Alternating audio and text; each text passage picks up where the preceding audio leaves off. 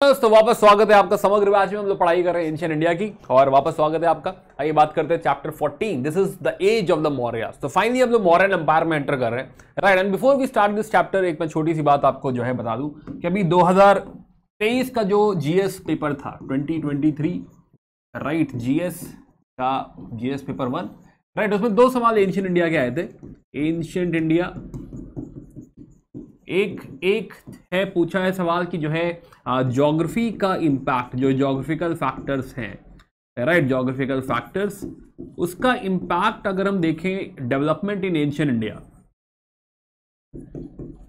Right, इसका relation पूछा था, डेवलपमेंट इन एंशिएंट इंडिया। देखो now again ancient India development, एक तो एंशिएंट आर.एस. शर्मा बुक में एक और चैप्टर है जो है हमें देखना है, आगे बोनस चैप्टर्स में देखेंगे, विच इज अबाउट कि ज्योग्राफी का इंपैक्ट क्या होता है एंशिएंट इंडिया पे। हालांकि अगर वो चैप्टर हमने नहीं भी पढ़ा, even then it's a very generic very simple question, right, ऐसा कुछ बहुत इसमें कॉम्प्लिकेटेड नहीं था। हमने कुछ बातें जैसे अभी ऑलरेडी करी हुई हैं जिसमें आप रिलेट कर सकते हैं। जैसे हम लोग इंडस वैली सिविलाइजेशन की बात कर रहे थे और उसमें हमने कनेक्ट किया था कि हाँ जो रिवर है या फिर जो रिसोर्सेज हैं, राइट, हमने उसका कनेक्शन देखा था कि इंडस वैली सिविलाइजेशन की ग्रोथ उससे आ रही थी। सिमिलरली लिथिक एजेस में भी ये कनेक्शन आप एस्टैब्लिश कर सकते हैं। तो ये सवाल आधा अभी भी आप कर सकते हैं, ऐसी कोई दिक्कत की बात नहीं है। बट अभी एंशिएंट इंडिया कंप्लीट नहीं हुई है। By the time we complete ancient India, right, वहां पे आप देखेंगे कि हाँ जैसे भी मगध की बात कर रहे थे, है ना, मगध का डिस्कशन भी बाय द वे कर चुके हैं हम लोग, राइट। मगध में भी हम बात कर रहे थे कि डिपेंडेंसी ज्योग्राफिकल फैक्टर्स पे थी, राइट, ज्योग्राफिकल फैक्टर्स हमने इंपैक्ट समझा था, not only Magadh but also Mahajanapada, है ना। हमने पूरे मैप पे देखा था कि कैसे हो रहा है। तो still you can answer this. In fact 50% नहीं 80% अभी भी आप आंसर कर सकते हो। आगे जो बाकी जो है बातें बाकी हैं, for example Satavahanas and all, या फिर जो है फॉरेन इन्वेजन, राइट, कुछ बातें आगे और ऐड होंगी, बट 80% ऑफ द आंसर जितना हम लोगों ने अब तक डिस्कस किया है उतने से सॉल्व हो सकता है। इनफैक्ट 100% भी कहा जा सकता है, बट लेट्स से 80% की अभी डिस्कशन बाकी है। तो 80% सवाल अभी ऑलरेडी जो हम पढ़ चुके हैं एंशिएंट इंडिया, उसका डेवलपमेंट ज्योग्राफिकल फैक्टर से रिलेट हो सकता है। आप इजीली आंसर कर सकते थे, आपका अपना सवाल था। तो अब तक जो हमने एंशिएंट इंडिया पढ़ी है उससे ही सवाल निकल रहा है। सेकंड दूसरा सवाल था वैदिक सोसाइटी।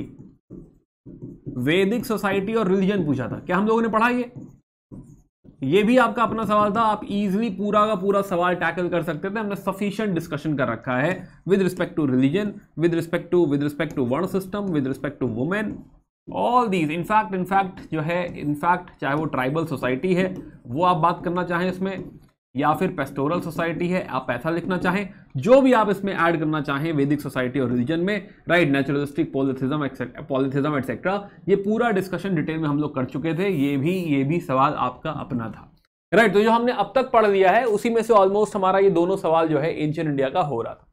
ऑल्सो अब तक जो एक बिलीफ था कि एंशिएंट इंडिया से सवाल मेंस में नहीं पूछेगा, अब तक सिर्फ माना जा रहा था कि कल्चर से ही सवाल जो है यूपीएससी पूछेगा, राइट। ये मिथ भी यूपीएससी ने ब्रेक कर दिया है कि नहीं भाई ये दोनों ही सवाल प्योर एंशिएंट इंडिया के सवाल हैं, राइट, टेक्निकल कल्चर के सवाल नहीं है ना। कोई कह सकता है कि कल्चरल एस्पेक्ट है, वो तो पूरा एंशिएंट इंडिया को कह सकते हो, राइट, है ना, तो कल्चरल एस्पेक्ट है, कहा जा सकता है। बट ऐसी कोई advance technical knowledge of ancient India की स्तूपा, टाइप ऑफ स्तूपा बता दो, पिलर पॉलिश है कि नहीं है, या फिर कहाँ पिलर है, मेजर रॉक एडिक्स वगैरह, या फिर जो है Greco Roman art and all, ऐसा कोई कल्चरल सवाल नहीं पूछा गया है। It is purely ancient India का सवाल, और मेंस के भी आपके ये दोनों सवाल जो है यहां से सॉल्व हो रहे हैं, राइट। तो बहुत इजीली आप सॉल्व कर सकते थे। 2022 का ये पेपर था। चलिए, अच्छा, by the way detail discussion मैंने ऑलरेडी कर रखा है, राइट, जो है आप चैनल पे देखेंगे डिटेल्ड वीडियो। GS1 का हमने डिस्कशन कर रखा है, तो इसके आंसर का डिस्कशन मैं ऑलरेडी कर चुका हूं, तो वो आप जो है डिटेल्ड वीडियो देख सकते हैं। जो है GS1 आई थिंक जिस दिन पेपर था उसी दिन रात का डिस्कशन है, राइट, है ना। तो इसके साथ साथ सोसाइटी शेखर सर हैं, दीपेंद्र सर हैं, ज्योग्राफी दे रहे हैं, तो वो पूरा 6 घंटे का टोटल वीडियो है। जितना भी आप देखना चाहें, जितना भी आप जल्दी समझना चाहें, समझ सकते हैं। चलिए खैर वापस आते हैं, तो हम लोग बात करें the age of the Mauryas. तो या hi, Abhishek Srivastava, core faculty PWOVIS, और मैं आपको हिस्ट्री और कल्चर पढ़ाता हूँ, राइट, है ना, जो है हिस्ट्री और कल्चर पढ़ाता हूँ मैं आपको, एंड बाकी आप मेरे बारे में पढ़ लो यहाँ से। आइए बात शुरू करते हैं। सो हम लोग लास्ट लेसन में बात कर रहे थे, लास्ट चैप्टर में बात कर रहे थे कि हाँ जो है महाजनपदास में हमने देखा था कि नंदा एम्पायर ग्रो हुई थी, तो महापद्मनंदा ने उनकी आर्मी देखी थी। बट अब हम उससे भी बड़े डायमेंशन में जा रहे हैं। हम बात करने जा रहे हैं Mauryan empire, which is apparently pan India, right. खाली नीचे केरला तमिलनाडु वाला ये वाला एरिया अगर आप छोड़ दें तो पूरी पूरी एम्पायर, इनफैक्ट अफगानिस्तान भी है उसी में, पाकिस्तान वगैरह तो है ही है, प्लस इधर नॉर्थ ईस्ट साइड भी एंटर कर रहे हैं, बंगाल वगैरह।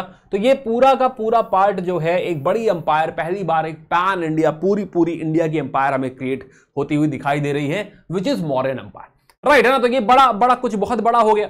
तो लेट्स अंडरस्टैंड दैट। तो अगर टाइमलाइन पे इसको ड्रॉ करें तो यहां से तो कंटिन्यूअस स्टोरी हमारी चल रही है। तो हम लोगों ने बात करी थी कि भाई टिल 500 हमने देखा था कि क्या था, वेदी कह रहा था, स्टार्टिंग फ्रॉम 1500 BC। तो ये पूरा हमने चेंजेस समझा, राइज समझा, और हमने क्या जाना कि एक तो 500 के आसपास फिलॉसफी में हमने कहा कि एक ऑल्टरनेट फिलॉसफी आ रही है, राइट। तो फिलॉसफी में केओस था, कई सारे सेक्ट आएंगे। प्लस हमने ये भी जाना कि नाउ यहां पे जो राजन हुआ करता था अब वो बन चुका है राजा। तो फ्रॉम 500 टू रफली let's say 325,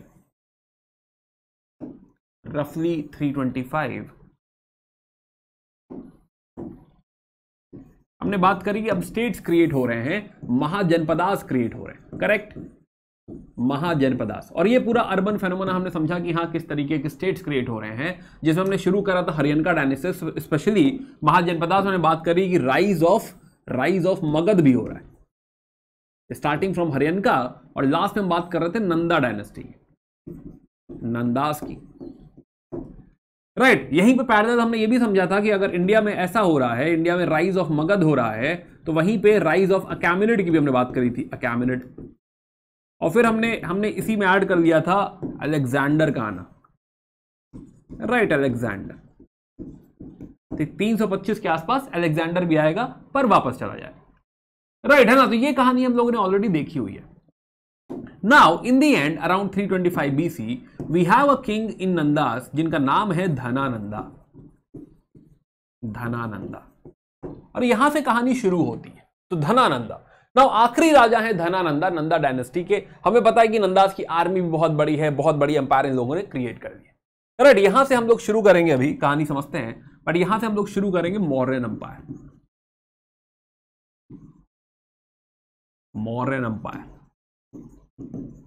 and this will go till 185 BC.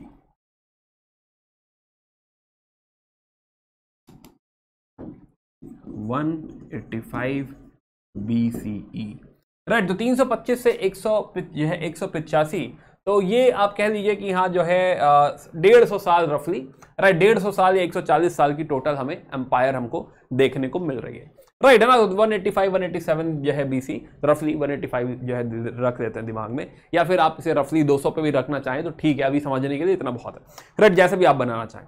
तो खैर मौर्यन एम्पायर, तो राइज ऑफ मौर्यन एम्पायर हमें दिखाई दे रहा है कि नंदा की एम्पायर जो है, अगर ये एम्पायर हुआ करती थी, मगध का राइज अगर ये हुआ था, तो मौर्यन एम्पायर हमें बड़ी एम्पायर क्रिएट होती हुई दिखाई दे रही है आफ्टर नंदास, जिसमें आखिरी राजा है धनानंदा, राइट। तो कहानियां अगर हम समझें तो जो है हमें स्टोरी पता चलती है। There is a book by Vishakh Datta. Vishakh Datt एक कहानी लिखते हैं जिसका नाम है मुद्रा राक्षस, राइट है ना। तो मैं इसको कोट करूंगा, जो है मुद्रा राक्षस। अगेन ये जो स्टोरी है, ये कहानी 600 साल बाद 700 साल बाद शायद लिखी गई है, या शायद और भी बाद में लिखी गई है, we are not very sure कितनी देर में लिखा है, बट जो है वी कैन से कि हाँ रफली कुछ ऐसा हुआ होगा, है ना। तो सिमिलर बहुत सारे वर्जन एग्जिस्ट करते हैं स्टोरी के, जिसमें एक वर्जन मैं आपको बताने जा रहा हूं, राइट। तो हुआ क्या कि Dhanananda was ruling over here.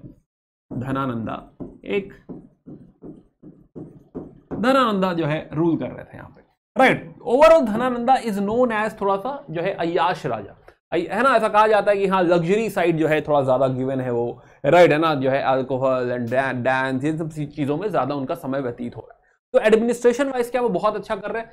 शायद नहीं, राइट है ना। देखो अगेन लीजेंड है, जो है we are not very sure क्या सच है क्या झूठ है, बट एक कहानी सुना रहा हूं मैं आपको जो आपको हेल्प करेगा इस बात को समझने में। नाउ धनानंदा जो है कि समय में एक स्कॉलर होते हैं, एक ब्राह्मण होते हैं, चाणक्य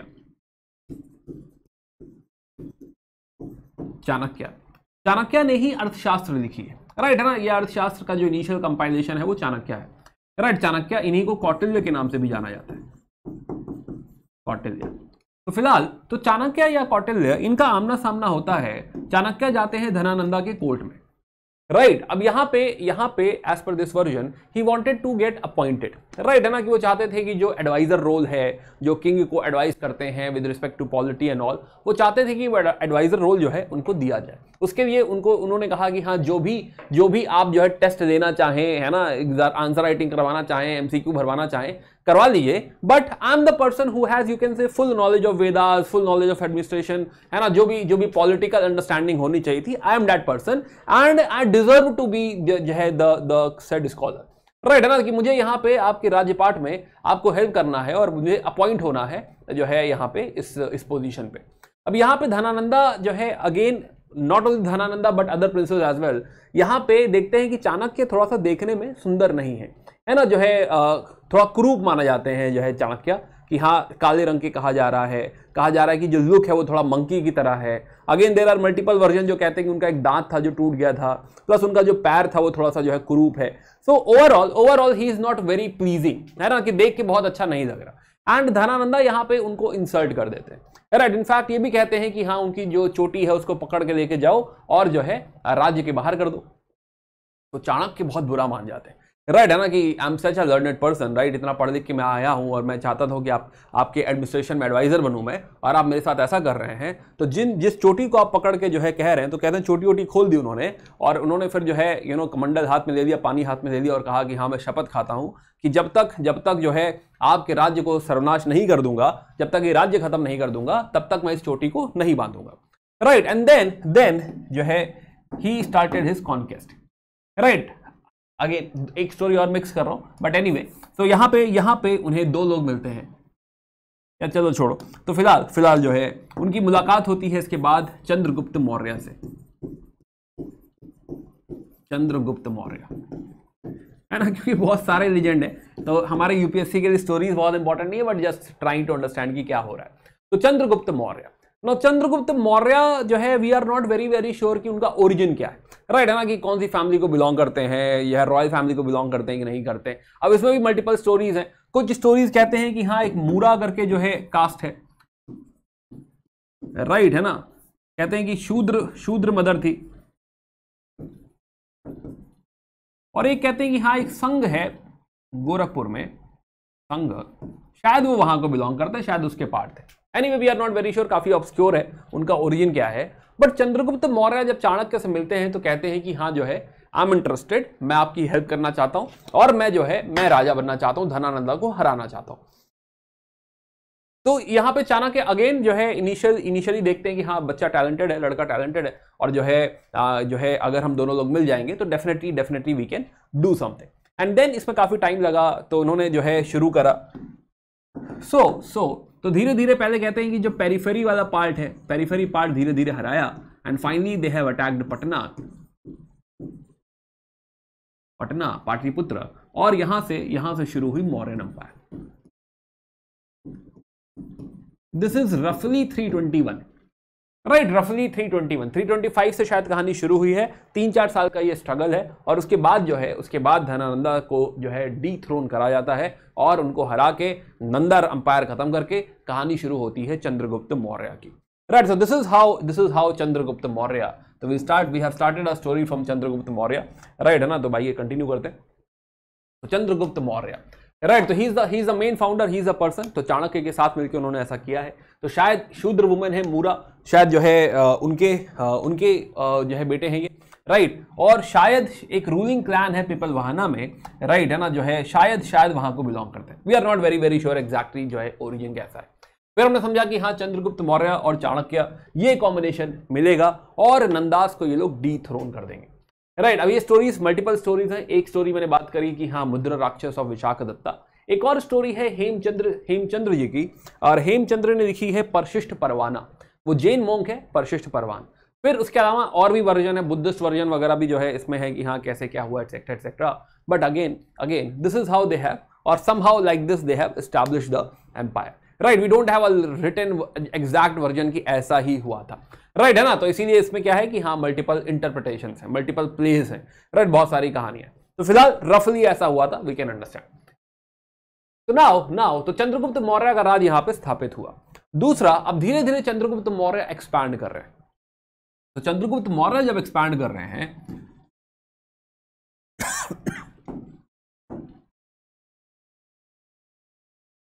वो जब एक्सपैंड कर रहे हैं तो उस समय यहां पे जो राज्य है, इस एरिया में जो राज्य है, ये राज्य है सेल्यूकस निकेटर का। सेल्यूकस निकेटर ये कौन है? ये अलेक्जेंडर के जनरल थे। अब अलेक्जेंडर तो नहीं रहे, अब उनके एक जनरल ने ये एम्पायर स्टैब्लिश कर ली है, सेल्यूकस निकेटर की ये एम्पायर, राइट। तो ये आप देखोगे तो ये जो पूरी एम्पायर हमको दिख रही है, this is Seleucid empire, right. In fact ये भी उसी का पार्ट। नाउ रफली 303 के आसपास, 303 बीसी के आसपास इन लोगों में युद्ध होता है। 303 BC Chandragupta Maurya versus Seleucus Nicator. तो Chandragupta Maurya himself also has created a big army, है ना, काफी बड़ी आर्मी उन्होंने एस्टैब्लिश कर ली है। जैसे कि one of the Greek writer हमको बताते हैं जस्टिन कि कुछ नहीं तो 6 लाख तो उनके पास क्या है ना, 6 लाख की उनकी आर्मी है ना, इन्फेंट्री है, पैदल जो है उनके पास, तो बड़ी आर्मी है। तो ये जो नॉर्थ वेस्टर्न एरिया है, राइट, तो सेल्यूकस निकेटर को हराकर ये जो नॉर्थ वेस्टर्न एरिया है इसको लिबरेट कर लिया है, वापस इंडिया का पार्ट बना लिया है। किसने? चंद्रगुप्त मौर्य ने। तो बड़ा एक्सपेंशन हमको देखने को मिलेगा under in the times of Chandragupta Maurya. इस युद्ध के बाद दोनों में पीस ट्रीटी साइन होगी, राइट, है ना, पीस ट्रीटी साइन होगी। और यहां पे सेल्यूकस निकेटर कहेंगे कि एक मैट्रिमोनियल अलायंस कर देते हैं, राइट, एक विवाह हो जाए। तो अपनी जो डॉटर जो है उनका विवाह करा देंगे चंद्रगुप्त मौर्य के साथ। प्लस चंद्रगुप्त मौर्य बहुत सारी टेरिटरी उनसे ले लेंगे, जिसमें आ जाएगी आपकी eastern Afghanistan, Balochistan, right, Indus के वेस्ट साइड का एरिया। तो टेक्निकली ये जो हम मैप देख रहे हैं, ये वाला पार्ट जो आप देख रहे हो, दिस पार्ट, ये पूरा पार्ट जो है किसके पास आ जाएगा? चंद्रगुप्त मौर्य के पास आ जाएगा कि ये लिबरेट कर लिया है, this became part of Indian empire. किससे ले लिया है? सेल्यूकस निकेटर से ले लिया है, राइट। अब इतना कुछ लिया है तो ऐसे खाली हाथ जो है जाना अच्छा नहीं लगता कि हाँ सब लिया है, कुछ दिया नहीं है। तो 500 हाथी उन्होंने यहाँ पे गिफ्ट करे हैं कि हाँ 500 हाथी हमसे ले लो, राइट, हमने इतना कुछ लिया है, शादी भी हुई है ना, तो अब तो जो है कायदे से रिश्तेदार हो गए। तो यहाँ पे इन्होंने 500 हाथी चंद्रगुप्त मौर्य ने दिए हैं सेल्यूकस निकेटर को, right. Also Seleucus Nicator has sent one person, Megasthenes को भेजा अपना एम्बेसडर की तरह कि हाँ भी जाइए आप चंद्रगुप्त मौर्य के राज में रहिए, पटना में रहिए, हम लोग का जो एम्बेसी जो है, रिलेशनशिप जो है वो मेंटेन रखेगी, है ना। तो थोड़ा सा जो है बातचीत होती रहेगी ट्रेड रिलेटेड, और कोई डिस्कशन है, दोबारा कोई ऐसा मिसकम्युनिकेशन ना हो, तो इसीलिए मेगास्थनीज को भेजा गया एज एन एम्बेसडर, राइट, है ना। तो मेगास्थनीज इस तरीके से जो है इंडिया आए, पटना में रहे, और जब पटना में रहे तो पटना के बारे में उन्होंने बहुत सारी चीजें ऑब्जर्व करी, पटना के बारे में बहुत सारी चीजें लिखी, इंडियन एम्पायर के बारे में या मौर्यन एम्पायर के बारे में, चंद्रगुप्त मौर्य के एम्पायर के बारे में काफी बातें लिखी। तो हमें काफी सारी बातें मेगास्थनीज बताएंगे कि हाँ एग्जैक्टली क्या हो रहा है। तो हम देखेंगे कि हाँ बड़ी एम्पायर इन्होंने क्रिएट कर ली है, जैसा कि हमने देखा, राइट। तो हमने देखा कि हाँ जो है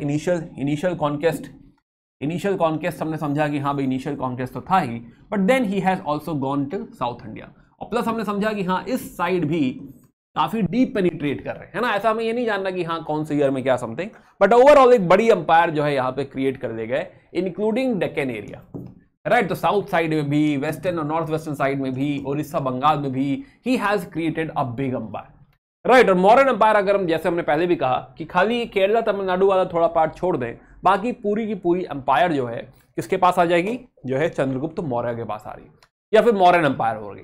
नाउ ऑल्सो हम लोगों ने बात करी थी रिपब्लिक्स की, गण संघ, राइट। इस एक्सपेंशन में क्या गण संघ से जो है मना कर पाएंगे? क्या इसको अपोज कर पाएंगे? Obviously not. क्यों? क्योंकि गण संघ रिपब्लिक्स है, राइट। उनके यहाँ डिसीजन लेने में दिक्कत होगी। जब तक वो डिसाइड करेंगे तब तक जो मोनार्की है, जो राजा है, वो अटैक कर देगा और वो लोग अपना राज्य नहीं संभाल पाएंगे, राइट। उम्मीद है कि हाँ पीछे का डिस्कशन आपने देखा होगा, राइट। नहीं भी देखा तो रिपब्लिक मतलब समझो कि कई सारे राजा है, राइट, मिलके डिसाइड करना है ना। मल्टी किंग्स वाला जो है किंगडम है, और यहाँ पे डेमोक्रेसी है, रिपब्लिक है, और वो मिल के डिसाइड करते हैं कि हाँ क्या करना है क्या नहीं करना। और ऐसा डिस्कशन है ना, जब तक पता चला सब लोग मिल रहे हैं, डिस्कशन हो रहा है, किसी को गांव से बुलाया गया कि चलो डिस्कशन है भाई, पूछ रहे हैं, तब तक जय राजा की आर्मी आ गई, चंद्रगुप्ता या अशोका की आर्मी आ गई, उन्होंने पूरा सत्यानाश कर दिया, राइट, है ना। तो टेक्निकली गणसंघ जो है, रिपब्लिक जो है, वो इस इन्वेजन, इस एक्सपेंशन का सामना कर पाएंगे? नहीं, वो लोग सामना नहीं कर पाएंगे। तो this is how Chandragupta Maurya has created a big empire. Plus हम लोगों ने एक और बात करी थी, चंद्रगुप्त मौर्य को हम लोगों ने कनेक्ट किया था जैनिज्म में, राइट, है ना, कि उनके गुरु हैं भद्रबाहु, याद आ रहा है, राइट, भद्रबाहु, नहीं याद आ रहा, नहीं पढ़ा, कोई बात नहीं। तो फिलहाल तो उनके गुरु हैं भद्रबाहु, जो कि जैनिज्म में जो है दिगंबर सेक्ट के फाउंडर है, राइट, दिगंबर सेक्ट। और कहते हैं कि फाइनली जो है emperor also became a Jain monk, plus पहली जैन काउंसिल जो है वो भी किसने कराई है, चंद्रगुप्त मौर्य जी ने ही कराई हुई है, राइट। हमने बात करी थी कि एक्चुअली इन्होंने कुछ सपना देखा है, कुछ 11 या 16 सपने इन्होंने देखे थे, और फिर he was very much like कि हाँ पता नहीं क्यों मैंने ये सपना देखा, है ना, ये जो भी कुछ हो रहा है कि देखा हूं चांद में छेद हो रखे हैं, एक सपना ये भी देखा, है ना, तो जो है he was very much confuse कि क्यों ऐसा जो है मैंने सपना देखा।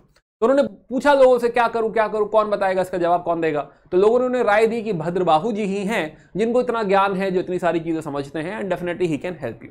तो ये वही डिस्कशन हो रहा है कि चंद्रगुप्त मौर्य उन्हें सपने बता रहे हैं, वो कह रहे हैं कि हाँ भाई चांद में दाग है या चांद में छेद है, इसका मतलब आगे जाके जैन धर्म में स्प्लिट आएगा, राइट, डाउट होगा। तो ऐसे कई सारे सपनों का डिस्कशन हुआ, एंड यहाँ से जो है आप मानिए कि चंद्रगुप्त मौर्य एक स्ट्रिक्ट डिसाइपल बन जाएंगे भद्रबाहु के, राइट। फाइनली वो अपना राज्य पाठ छोड़ के जो है साउथ इंडिया कर्नाटका चले जाएंगे, एंड वहां पे जाके सल्ले खाना यानी कि जो है स्टारवेशन, डेथ बाय स्टारवेशन की खाना वाना छोड़ देंगे, and finally he will die, right. तो सल्ले खाना भी जो है यहाँ पे वो करेंगे, सल्ले खाना। तो चंद्रगिरी हिल्स है कर्नाटका में, राइट, है ना, वहीं पे कहते हैं कि जो है चंद्रगुप्त मौर्य ने सल्ले खाना परफॉर्म किया। खैर ये तो हो गई life of Chandragupta Maurya. But let's talk about कि चंद्रगुप्त मौर्य का राज्य कैसा रहा है, इंपीरियल ऑर्गेनाइजेशन, है ना, राज्य की बात करते हैं कि राज्य एडमिनिस्ट्रेशन क्या है। Let's try understanding administration. समझो इस बात को, जैसे यूपीएससी ने इस बार पूछा ट्राइबल सोसाइटी समझा दो, कल को वो मॉडर्न एडमिनिस्ट्रेशन पूछ सकता है, राइट, है ना, कि एडमिनिस्ट्रेशन समझा दो कि मॉडर्न एम्पायर में कैसा था, है ना। तो इंपीरियल ऑर्गेनाइजेशन सोसाइटी, अब वो मतलब now it is open, it is not कि कल्चरल एस्पेक्ट ही पूछेंगे, अब वो इस डायरेक्शन में आ गया है कि हम किसी भी एरा का सोसाइटी पूछ लेंगे, एडमिनिस्ट्रेशन पूछ लेंगे, इकोनॉमी पूछ लेंगे, राइट, है ना, सोशल इकोनॉमिक फैक्टर पूछेंगे, ऐसे करके वो किसी भी एंगल में जाना चाहे जा सकता है। दिल्ली सल्तनत का टेक्नोलॉजिकल एडवांसमेंट पूछ लिया इस बारी, राइट, है ना। तो यू कैन अंडरस्टैंड क्या वो ये जॉनर्स पिक करेगा और कहेगा मेंस का आंसर लिखो, है ना, कल्चर क्यों पूछे, सीधे कल्चर क्यों पूछे, एंशिएंट मिडाइवल पूछेंगे, राइट, है ना, हमारे लिए अच्छा भी है ना, एंशिएंट मिडाइवल एनीवे पढ़ना ही पड़ता था, पढ़ ही रहे थे, अब इट विल बी प्रोडक्टिव, अब ठीक से पढ़ लो, काम आएगा, बहुत काम आएगा। खैर तो लेट्स अंडरस्टैंड। तो हम देखेंगे कि ये जो एडमिनिस्ट्रेशन की हम बात कर रहे हैं, हमारे पास दो मेन सोर्सेस, राइट।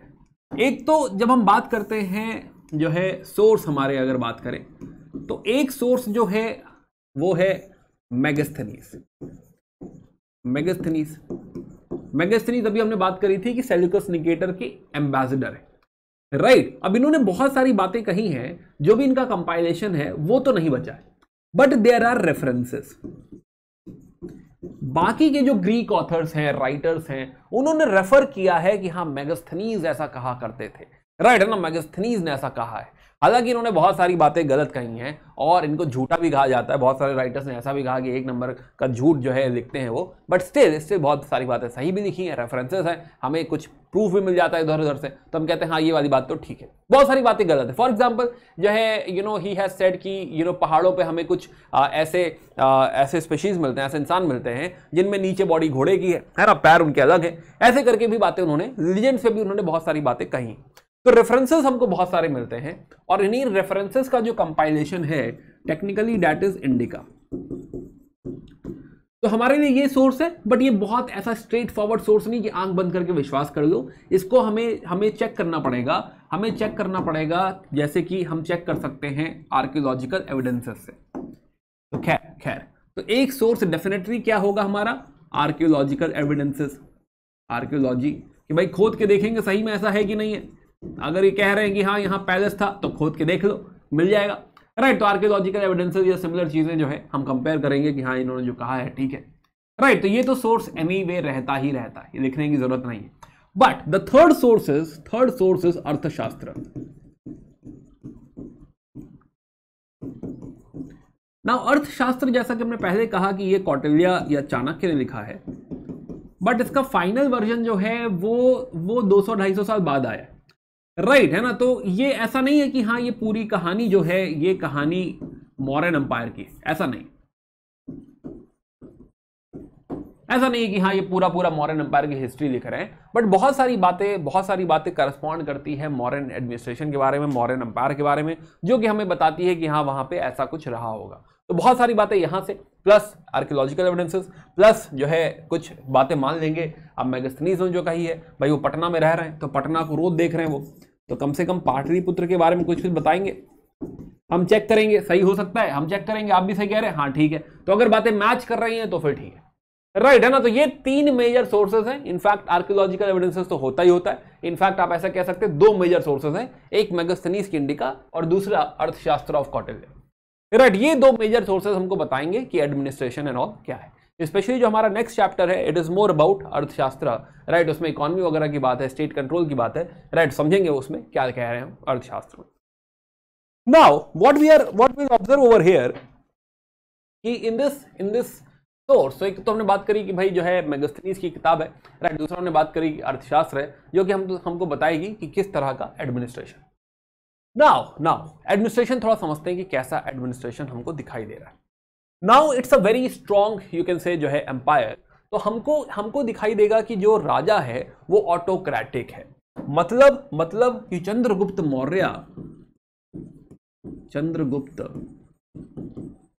किंग है, ऑटोक्रेटिक किंग है, मतलब अपने हिसाब से वही, he is the supreme power, right. तो he is the autocratic ruler. उनको जो सही लगता है, he is the core, he is the centre, hereditary position है राजा की, राइट, जो होती ही है of course, right. Plus he is the core, he has all the powers. तो सारी पावर, चाहे वो जुडिशरी हो, चाहे वो जो है लेट्स से लेजिस्लेटिव हो, चाहे जो है बाकी एडमिनिस्ट्रेटिव हो, एग्जीक्यूटिव हो, जितनी भी पावर निकलेगी वो सारी पावर चंद्रगुप्त मौर्य से ही एमिनेट हो रही है, राइट है ना। जैसे हम बात करते हैं कि यहाँ प्रेसिडेंट में सारी पावर वेस्टेड है, बिल्कुल वैसे ही चंद्रगुप्त मौर्य में सारी पावर हमको वेस्टेड नजर आएगी। And he is the autocratic ruler, जिनके पास ये सारी पावर्स एग्जिस्ट करती है, right. Now overall we will see कि he has set very high ideals। तो एज अ ऑटोक्रेटिक रूलर जो इनका विजन है वो काफी हाई आइडियल्स वाला है। और ये कहते हैं कि जो है, जो मेरी खुशी है वो जनता की खुशी में है, राइट। जो मेरी हैप्पीनेस है वो सब्जेक्ट्स के हैप्पीनेस में, ऐसी बात कहते हैं, राइट। कि हैप्पीनेस किसकी होनी चाहिए? सब्जेक्ट की होनी चाहिए। जनता खुश है तो हम खुश हैं, राइट। ऐसा आइडियल उन्होंने सेट किया। तो ऑटोक्रेटिक रूलर है मतलब ये नहीं कि हाँ अपना फायदा, सेल्फिश रूलर है, नहीं। उनका जो विजन है, विजन ऐसा दिख रहा है हमें कि हाँ ही बिलीव्स इनटू कि जनता की खुशी बहुत ज्यादा इंपॉर्टेंट है, प्लस है ना। तो उनकी खुशी में हमारी खुशी है, उनके दुख में हमारी दुख है, automatically this goes like this. Plus there will be a council. तो इनके नीचे एक काउंसिल होगी, विच इज एडवाइजरी काउंसिल।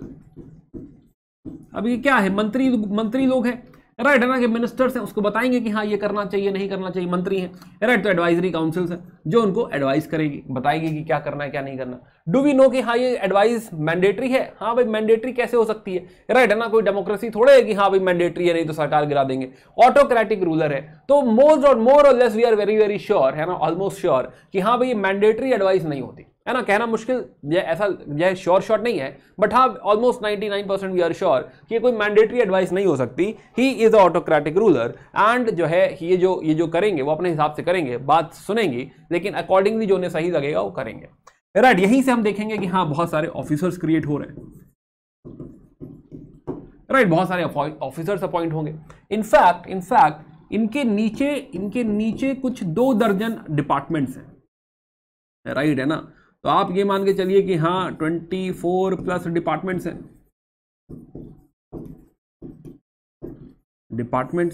और these departments deal into a lot of things. For example हो सकता है वो इकोनॉमी रिलेटेड हो, राइट, हो सकता है कोई एग्जीक्यूटिव रिलेटेड हो, एजुकेशन रिलेटेड हो, या जो है रेवेन्यू रिलेटेड हो। There will be lot of departments, right. 24 department बहुत है। कहने का मतलब क्या है कि ये जो पावरफुल जो हमको एसोसिएशन दिख रहा है, ये राज्य दिख रहा है, this state has a very very heavy bureaucracy, right है ना। क्या दिखा रहा है ये एक सेंट्रलाइज्ड सिस्टम दिखा रहा है, सेंट्रलाइज्ड सिस्टम। और क्योंकि पावरफुल सिस्टम है, पैसे वाला सिस्टम है, तो इसमें काफी हैवी ब्यूरोक्रेसी दिखा रहा है।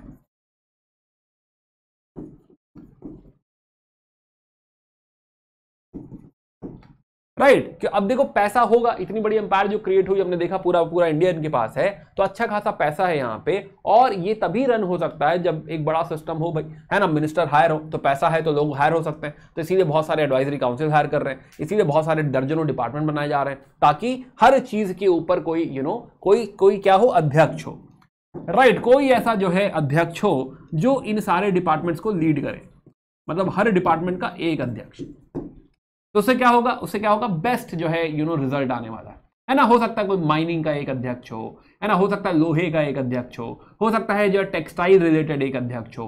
तो डिफरेंट डिपार्टमेंट्स में डिफरेंट अध्यक्ष होंगे जो ये सारे डिपार्टमेंट्स को लीड करेंगे। अगेन इससे ज्यादा इंपॉर्टेंट क्या है कि it's a very very heavy bureaucracy. हर राज्य में इतनी हैवी ब्यूरोक्रेसी देखने को नहीं मिलती, हर राज्य में इतने सारे डिपार्टमेंट देखने को नहीं मिलते, राइट। हर राज्य में हमको आगे क्या दिखेगा कि आगे after modern empire will see कि मोर और लेस हमें थोड़ा सा डिसेंट्रलाइजेशन नजर आएगा।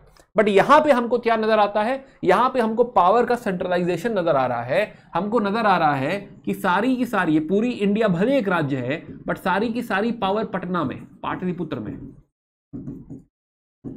तो Pataliputra is a very very powerful centre जहां पर राजा बैठा है with all his heads and advisers and departments, right. Plus हम देखेंगे कि ये तो हो गया सेंटर की बात। सेंटर के अलावा देयर आर प्रोविंसेस, कि हाँ लेट से एक प्रोविंस ये क्रिएट हो गया तो इसकी राजधानी तक्षशिला हो गया, राइट, है ना। एक प्रोविंस लेट से ये क्रिएट हो गया, इसकी राजधानी लेट से उज्जैन हो गया। तो इस तरीके से प्रोविंसेस हैं, और प्रोविंसेस में जो है के ऊपर एक गवर्नर बिठाना पड़ेगा। इस बात को थोड़ा सा और समझते हैं कि हम क्या बात कर रहे हैं। मान लो तुम्हारे पास इतनी बड़ी एम्पायर है और तुम्हारी कैपिटल है लेट से पाटलिपुत्र, राइट। तो नाउ एज अ किंग, मान लो जो हम सारे लोग चंद्रगुप्त मौर्य हैं, और एज अ किंग हम देखो ये इतना एरिया में भी बहुत कंट्रोल में बहुत अच्छे से रूल कर सकते हैं, बहुत बढ़िया रूल हम लोग बना सकते हैं, राइट। लेकिन क्या ये पार्ट हमसे छूट जाएगा, राइट, क्या ये पार्ट हमसे छूट जाएगा? तो ये बाकी सबको कंट्रोल कैसे किया जाए, क्या तरीका होगा? हम लोग सोचेंगे ऐसा करते हैं किसी एक आदमी, अपने खास आदमी को भेज दिया जाए, राइट, किसी खास आदमी को भेजा जाए यहां से, जो कि जाए मे बी तक्षशिला पे बैठे, और वो अपना बहुत खास आदमी है। खास आदमी कैसा हो सकता है? मे बी किसी राजकुमार को भेज दो, किसी प्रिंस को भेज दो, जो कि यहां पे जाए और इस पूरे इलाके का राज्य कौन संभाल ले? प्रिंस।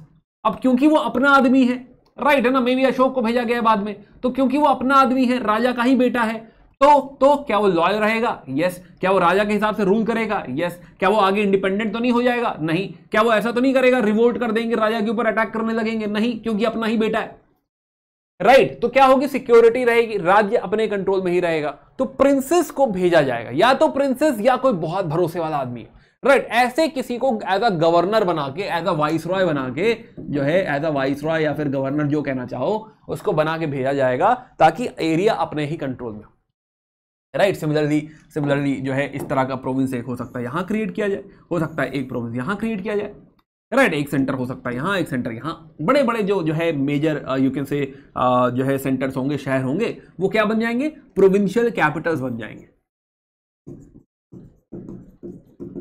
Provincial capital. अब ये हो गया एक प्रोविंस की बात। प्रोविंस में भी अगर लेट से कोई शहर है तो उसका जो है अर्बन एडमिनिस्ट्रेशन है वो अलग होगा, और अगर गांव वगैरह है तो गांव का जो एडमिनिस्ट्रेशन होगा, रूरल एडमिनिस्ट्रेशन अलग होगा। इनफैक्ट इन प्रोविंसेस में भी आप क्रिएट करेंगे डिस्ट्रिक्ट, सब डिस्ट्रिक्ट एटसेट्रा, जैसे कि आज होता है, क्योंकि इतना बड़ा प्रोविंस अकेले एक आदमी कैसे मैनेज करेगा, तो उसको डिस्ट्रिक्ट सब डिस्ट्रिक्ट में भी बांटा जाएगा, राइट। तो फिलहाल इस तरह के सब डिविजन वगैरह क्रिएट किया जाएगा, और दिस इज हाउ पटना से बाकी पूरा एरिया रूल किया जा पाएगा।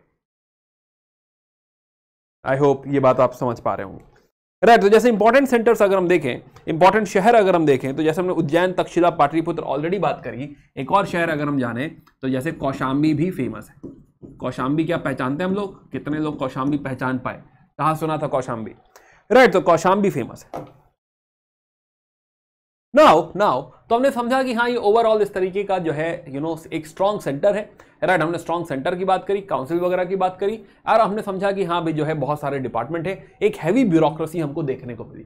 राइट है ना। तो अगर आपको मेंस में आंसर लिखना है तो you'll be talking about centralise system, you'll be talking about autocratic ruler, you'll be talking about high ideals and happiness of the subject is important या priority given to the happiness of the subject, you'll talk about advisory council and departments plus जो है heavy bureaucracy, है ना। I think repeat कर दिया मैंने, but anyway, है ना। तो ये हो गया सेंटर पे। फिर आप बात करेंगे प्रोविंसेस में कि हाँ प्रोविंशियल एडमिनिस्ट्रेशन है जहां पे प्रिंस है या किसी जो है अपने को भेजा गया या किसी भरोसेमंद को भेजा गया as a viceroy. You'll be talk about provincial capitals, you'll be talking about separate rural administration and urban administration, right. इस तरीके से आप जो है बात करेंगे एडमिनिस्ट्रेशन की।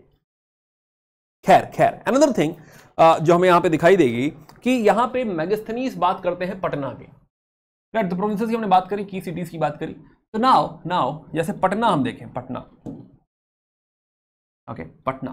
तो पटना अगर हम देखें, ये मैप थोड़ा सा जो है देखिएगा ध्यान से, राइट है ना। थोड़ा सा सेंटर्स मार्क करिएगा। आजकल यूपीएससी मैप पे सवाल पूछने लग गया है, तो you should be able to recognise, है ना। देखिए कि हाँ तक्षशिला क्या है, कहाँ है, आसपास क्या है, राइट है ना। कहीं शहबाजगढ़ी लिखा हुआ है, कहीं पे जो है मनसेरा लिखा हुआ है, कहीं पे कांधार लिखा हुआ है, कहीं तोशाली लिखा हुआ है, राइट है ना। तो ये मैप थोड़ा सा आप अपना बनाएंगे और जब आप पढ़ेंगे तो आपको जो है जैसे कल्चर पढ़ेंगे आप, तो आपको थोड़ा दिखेगा कि हाँ कहाँ पे कौन सा एडिक्ट है, किसका नाम हमने सुना था, निगाली सागर है तो लुम्बिनी है, राइट है ना। यहाँ पे लुम्बिनी दिख रहा है हमको, राइट है ना। This is Lumbini, this point Lumbini है ना। जयरामपुरवा है, लौरिया नंदनगढ़ है, राइट है ना। तो जो है you will be able to recognise जब आप जो है कल्चर पढ़ेंगे, इसको और डिटेल में पढ़ेंगे। खैर एनीवे, तो मेगास्थनीज को पटना भेजा गया था, तो मेगास्थनीज पटना में बैठे हुए, तो पटना देख रहे हो, तो पटना में पूरा ऑब्जर्वेशन अपना पटना के बारे में बताएंगे। तो पटना के बारे में कहते हैं कि हाँ भाई पटना जो है, इसको एक नाम जो उन्होंने दिया है दैट इज पालीबोथरा। आप कहेंगे सर नाम क्यों बदल दिया? देखो क्या है कि दे आर ग्रीक, राइट है ना, ग्रीक है और वो इंडियन प्रोनाउंसिएशन, हिंदी प्रोनाउंसिएशन या संस्कृत प्रोनाउंसिएशन नहीं कर पाते, तो पाटलिपुत्र उनसे नहीं बोला जा रहा। उन्होंने पूछा क्या बोलते हैं, पाटलिपुत्र क्या पालीपुत्र, पालीपुत्र, हाँ तो कुछ उन्होंने पालीबोत्रा कर दिया, राइट। उन्हें पाटलिपुत्र समझ में नहीं आया, उन्होंने कहा पालीपुत्र, हाँ ऐसा कुछ है। तो उन्होंने जो प्रोनाउंसिएशन सुना उन्होंने उसको पालीबोत्रा कर दिया। एनीवे ये तो नहीं पूछेगा, बहुत ही मिलता जुलता नाम है, नहीं पूछना चाहिए। But what he has observe कि जो पटना है, पटना के किनारे किनारे ऐसे जो है गड्ढा खोदा हुआ है, डिच खोदा हुआ है, राइट। प्लस वो बात करते हैं कि वुडन वॉल्स हैं, वुडन वॉल्स, राइट है ना, वुडन वॉल्स। प्लस कह रहे हैं कि 570 टावर है, 64 गेट है। तो इस तरह का एक फोर्टिफाइड सिटी, फोर्ट की बात कर रहे हैं, उनको एक फोर्टिफाइड सिटी नजर आ रही है, राइट। हमें लगा हो सकता है झूठ बोल रहा हूं, लेकिन हमने खुदाई उदाई करी तो हमको ये पैलिसेड्स, इस तरह की रेलिंग्स एंड ऑल, इस तरह के लकड़ी गड़े हुए, तो वुडन पैलेसेस एंड ऑल हमको समझ में आया कि हाँ भाई ये रहा करते थे, है ना। तो हमको ये मिले भी हैं एक्सकेवेशंस में, जो है हमको ये प्रूफ भी मिले हुए हैं, राइट है ना, कि हाँ भाई इस तरह का सही में जो है होता था। एक साइट है बुलंदी बागी, राइट, बुलंदी बाग है, this is close to Pataliputra only, right. और हमें इस तरह के लकड़ी के जो है गड़े हुए जो है पैलिसेड्स वगैरह मिले, राइट। सो वी नो कि हाँ जो है ऐसा कुछ सही में हुआ करता रहा होगा। खैर, तो मेगास्थनी, तो पाटलिपुत्र के बारे में और बातें बताते हैं। कहते पाटलिपुत्र लंबा सा है ना, ऐसा लंबा सा है, राइट, 9 माइल्स और 9 माइल लंबा है और ऐसा खाली 1 माइल चौड़ा है। हमें लगेगा ये झूठ बोल दिया इन्होंने, लेकिन हम देखेंगे अरे पटना सही में ऐसा ही है, राइट। पटना आज भी आप देखेंगे तो सही में ऐसा ही है। पटना की ब्रेथ कम है और जो है जो लेंथ है वो काफी ज्यादा है, राइट। तो यही उन्होंने कहा था कि हाँ भाई जो है लेंथ, ब्रेथ काफी कम है, लेंथ काफी ज्यादा है, राइट। आज भी मॉडर्न टाइम, अभी भी पटना ऐसा ही है। तो यही बात तो उस समय कह के गए थे कि हाँ भाई जो है चौड़ाई बहुत कम है लेकिन लंबाई में काफी वो फैला हुआ, राइट। तो ये बात उन्होंने कही, यानी उस समय भी ऐसा ही रहा होता होगा। तो हमें थोड़ी थोड़ी बात पे भरोसा होने लगा कि हाँ भाई ठीक कह रहे हैं, गलत तो नहीं कह रहे, right. Plus he is also talking about जो है कमिटीज, राइट। तो what he is talking about कि पटना में, तो वापस आते हैं एक बारी, तो पटना में ही सेइंग, एक तो पटना की बात करी कि फोर्टिफिकेशन की बात करी, राइट है ना, पैलेसेस की बात कर ली कि पैलेसेस, वो भी वुडन पैलेसेस। प्लस पटना में वो कह रहे हैं कि यहां का जो अर्बन एडमिनिस्ट्रेशन है, अर्बन एडमिनिस्ट्रेशन, इसमें 30 लोग काम करते हैं। ये एक्चुअली 6 कमिटी है 5-5 लोगों की, राइट। ऐसी 6 कमिटी एग्जिस्ट करती है 5-5 लोगों की। और ये committees, these committees they actually look into कि कोई देखता है सैनिटेशन, कोई सैनिटेशन देखता है कि हाँ भाई म्युनिसिपैलिटी सही ऑपरेट कर रही है नहीं कर रही है। कोई देखता है फॉरेनर्स, फॉरेनर्स क्यों देखता है? क्योंकि फॉरेनर्स का फीडबैक अच्छा रहे, उनकी ओवरऑल हॉस्पिटैलिटी अच्छी रहे, वो कहीं अपने देश वापस लेट से ग्रीस जाएं या लेट से वेस्ट एशिया जाएं तो हमारे बारे में अच्छी बातें कहें कि हाँ भाई इंडिया गए थे बड़ा अच्छा लगा, तो वो हॉस्पिटैलिटी इंपॉर्टेंट है, उससे हमारा ट्रेड रिलेशन इंप्रूव होगा, राइट, हम सॉफ्ट पावर बनेंगे, अच्छा लगेगा, राइट, है ना, थोड़ा वर्चस्व रहेगा, दबदबा रहेगा मॉडर्न एम्पायर का, कहीं भी नाम होगा मॉडर्न एम्पायर का तो अच्छे से लिया जाएगा। तो भाई अगर हमारे यहाँ कोई मेहमान है तो उसका ध्यान रखा जाए, तो पूरी एक कमिटी डिवोटेड है इसी काम के लिए, राइट, है ना। इनफैक्ट अगर कोई फॉरेनर बीमार पड़ जाए तो डॉक्टर राज्य भेज देता था, राइट, है ना, कि शहर से एक डॉक्टर आ रहा है, मतलब जो है एक शहर का डॉक्टर आ रहा है आपसे मिलने फ्री ऑफ कॉस्ट कि हाँ भाई क्या हो गया भाई, जो है क्या बीमारी है फिक्स किया जाए। तो यहाँ पे इनका केयर, इनकी हॉस्पिटैलिटी बहुत इंपॉर्टेंट है, फॉरेनर्स के लिए एक डेडिकेटेड कमिटी एग्जिस्ट करती है। Second registration of birth and death, census भी हो रहा है भाई, या रजिस्ट्रेशन मान लो, रजिस्ट्रेशन हो रहा है बर्थ का, डेथ का, right, plus one more thing we will observe, जैसे कि जो है हम बात करें तो देखें तो regulation of weights and measures, regulation of weights measures, हम लोग इंडस वैली सिविलाइजेशन की बात कर रहे थे, राइट, कि हाँ कोई अर्बन अगर एरिया है या फिर जो है कोई सिविलाइजेशन है तो अच्छी सिविलाइजेशन वो होगी जिसमें वेट्स और मेजर्स स्टैंडर्ड हो, राइट, यानी अथॉरिटी या फिर राज्य गवर्नमेंट वो इंश्योर करे कि हाँ जो वेट है 1 किलो मतलब 1 किलो, तो जो भी वेट उस समय चलता है वो पूरा स्टैंडर्ड होना चाहिए, 1 मीटर मतलब 1 मीटर होना चाहिए, 1 किलो मतलब 1 किलो होना चाहिए, ऐसा नहीं कि हर दुकान पर जो है वेट अलग अलग है, ऐसा नहीं होना चाहिए।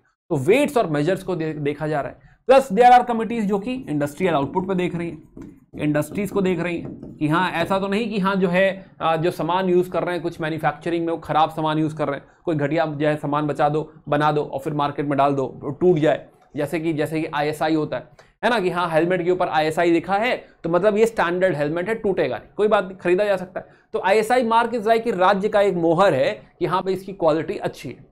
तो वैसे ही मोहर मारने के लिए, वैसा ही इन्वेस्टिगेशन करने के लिए देयर इज वन कमिटी जो कि ये देखती है कि हाँ भाई जो है जो सामान इस्तेमाल किया जा रहा है, जो प्रोडक्ट बनाया जा रहा है, इट इज रियली गुड, है ना, क्योंकि इस राज्य में हम समझेंगे खर्चा बहुत है, यानी जब खर्चा बहुत है तो खर्चे के लिए पैसा चाहिए, यानी इकोनॉमी के ऊपर अच्छा खासा कंट्रोल चाहिए। तो economic control is another aspect जो इस सोसाइटी में बहुत इंपॉर्टेंट है या फिर इस एरा में बहुत इंपॉर्टेंट है। तो खैर जो है next we will talk about कि भाई ये पूरा जो गेम चल रहा है एक्सपेंशन एंड ऑल, ये तभी पॉसिबल है जब चंद्रगुप्त के पास एक बहुत ही स्ट्रॉन्ग आर्मी हो, very very strong army, right. तो आर्मी का होना बहुत इंपॉर्टेंट है। तो वी विल फाइंड, आइए बात करते हैं आर्मी की बात करते हैं। तो हम लोगों ने बात करी जो है पाटलिपुत्र की बात कर दी है, राइट, पाटलिपुत्र में कैसा हो रहा है, प्लस जो है कमिटीज वगैरह की हमने बात कर दी। Now let's talk about army. Okay, state department की हमने बात कर दी, आर्मी की बात करते हैं, बड़ी आर्मी। तो अगेन कुछ ग्रीक ऑथर्स हैं जो हमको बताते हैं, जैसे प्लाइनी हमको बताते हैं कि हाँ कुछ नहीं तो 6 लाख फुट सोल्जर है, राइट, 30,000 की कैवलरी है, 9,000 हाथी हैं, 8,000 कुछ चैरियट्स का हमको जिक्र मिलता है, प्लस शायद नेवी भी हुआ करती थी। तो ऐसी एक बहुत बड़ी आर्मी, विशाल आर्मी एग्जिस्ट करती है जो है कहां पे, चंद्रगुप्त मौर्य के पास। तो इतना बड़ा जो एक्सपेंशन वो कर रहे हैं, सेल्यूकस निकेटर को भी जाके हरा दिया, वो इसलिए क्योंकि उनके पास अच्छी खासी बड़ी आर्मी एग्जिस्ट करती है। उनको चैलेंज कर पाना जो है इज नेक्स्ट टू इम्पॉसिबल, है ना, क्योंकि काफी स्ट्रांग है वो, राइट। स्ट्रांग इसलिए भी है, इतनी बड़ी आर्मी इसलिए भी चला पा रहे हैं क्योंकि इतनी बड़ी एम्पायर आ चुकी है, तो पैसा आ रहा है, जब पैसा आ रहा है, रिसोर्सेज आ रहे हैं, तो फिर ये आर्मी हायर करी जा सकती है। And do not forget standing army है, राइट, हर किसी के अकाउंट में 30 तारीख को पैसा जाता है, राइट, मतलब सैलरी दी जाती, क्रेडिट किया जाता है, राइट, है ना। तो जो है ये हमें दिखा रहा है कि हाँ बड़ी आर्मी है, आर्मी की वजह से जो एम्पायर है वो काफी स्ट्रांग है, राइट, और सस्टेनेबल है। प्लस सेम तरह की हमें 6 कमिटी 30x5 यहां भी नजर आए कि 30 लोग 6x5 में, यहां भी हमें 6 कमिटीज नजर आएंगी, जैसे हमने पीछे बात करी थी। हर कमिटी अलग अलग देखेगी, कोई आर्मी देखेगा, कोई कैवलरी देखेगा, कोई हाथी, कोई चैरियट, एटसेट्रा एटसेट्रा, राइट। तो नंदाज से भी बड़ी आर्मी है, काफी स्ट्रांग आर्मी है, और यही रीजन है कि हाँ जो है ये एक बड़ी अंपायर क्रिएट हो रही। इसके अलावा हमने बात करी कि जो है दूसरा स्टेट यहां पे एक और काम करेगा, साइड को वापस लेकर आते हैं।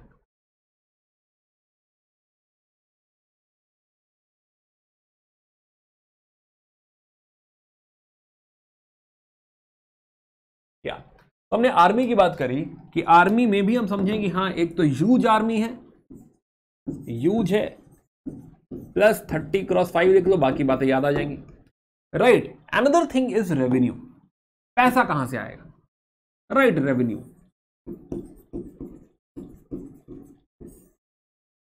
रेवेन्यू, तो रेवेन्यू का सोर्स क्या है, या तो भाई जो खेती कर रहे हैं राज्य में वो लोग देंगे, राइट, तो एग्रीकल्चर एक सोर्स हो सकता है। और दूसरा सोर्स क्या हो सकता है, दूसरा सोर्स हो सकता है जो ट्रेड वगैरह हो रहा है वहां से भी पैसा आएगा, राइट। तो एग्रीकल्चर हर जमाने में, हर एरा में जो एग्रीकल्चर जो है जो कर रहा है वो कुछ अपना शेयर हमको देगा, राइट, भागा है ना, बली बोलेंगे, बली, टैक्स। तो जो टैक्स है, टैक्स, तो टैक्स बोला गया है कि 1/4 to 1/6 इतना टैक्स आपको देना पड़ेगा। हो सकता है आपको इरिगेशन फैसिलिटीज दी जाए, इरिगेशन फैसिलिटी होगी तो उससे क्या होगा, प्रोडक्शन और बढ़ जाएगा, तो उसमें कुछ एडिशनल टैक्स मांगा जाएगा कि भाई आपको तो हमने सपोर्ट किया है तो उसमें थोड़ा सा एडिशनल टैक्स लगेगा, राइट, है ना। तो additional tax 1/4 to 1/6 of the produce, इतना टैक्स मांगा जा रहा है। प्लस जो है इमरजेंसी के टाइम में बोला जाएगा कि भाई और क्रॉप्स पैदा करिए, प्रोडक्शन और बढ़ाइए, right, production has to be increase. तो राज्य, इतना बड़ा जो राज्य चल रहा है, और कहीं ना कहीं किसी भी जमाने में बीइंग एन एग्रेरियन इकोनॉमी हमारी ज्यादा डिपेंडेंसी हमेशा से ही एग्रीकल्चर पे रही है। तो यहां पे भी चंद्रगुप्त मौर्य का जो ओवरऑल डिपेंडेंसी है, सबसे ज्यादा अगर वो किसी पैसे पे रिलाय करते हैं, या जो बैकबोन ऑफ द एम्पायर है वो एग्रीकल्चर है। तो ये जो 1/4 to 1/6 पैसा हर किसान दे रहा है राज्य को, ये उनका बेस है, राइट, है ना। तो एक डिपार्टमेंट डेफिनेटली लगा होगा इसी काम में, जो देखेगा कि हाँ एग्रीकल्चरल एक्सपेंशन होना चाहिए, राइट, है ना। तो लेट्स टॉक अबाउट दिस कि भाई एक डिपार्टमेंट ऐसा भी होगा जो कि एग्रीकल्चरल एक्सपेंशन देखेगा,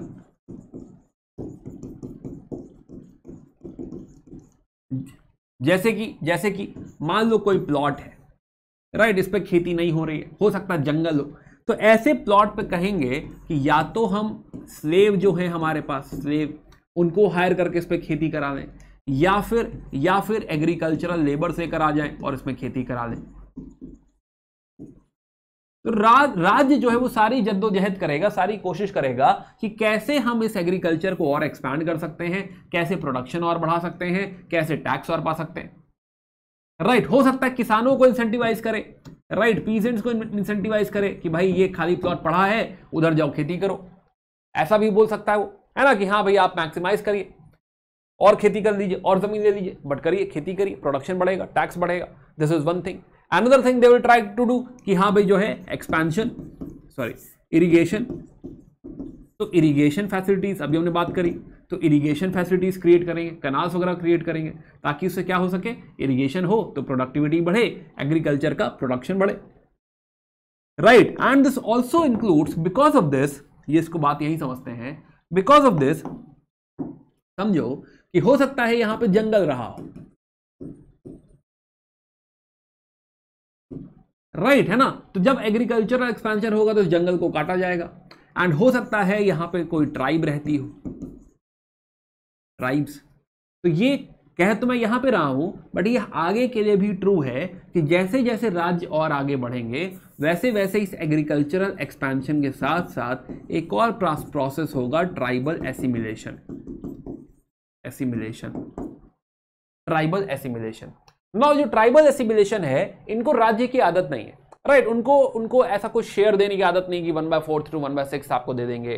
प्लस उनका लिविंग स्टाइल भी काफी डिफरेंट है, राइट। उसको आप जो है एक लिविंग स्टाइल जो है चेंज करके, जैसे याद करो हम लोग बात कर रहे थे मीजोलिथिक में, राइट, मीजोलिथिक में जब आपने देखा था कि एग्रीकल्चर नहीं आया था तो किस पे डिपेंडेंसी थी, डोमेस्टिकेशन ऑफ एनिमल पे।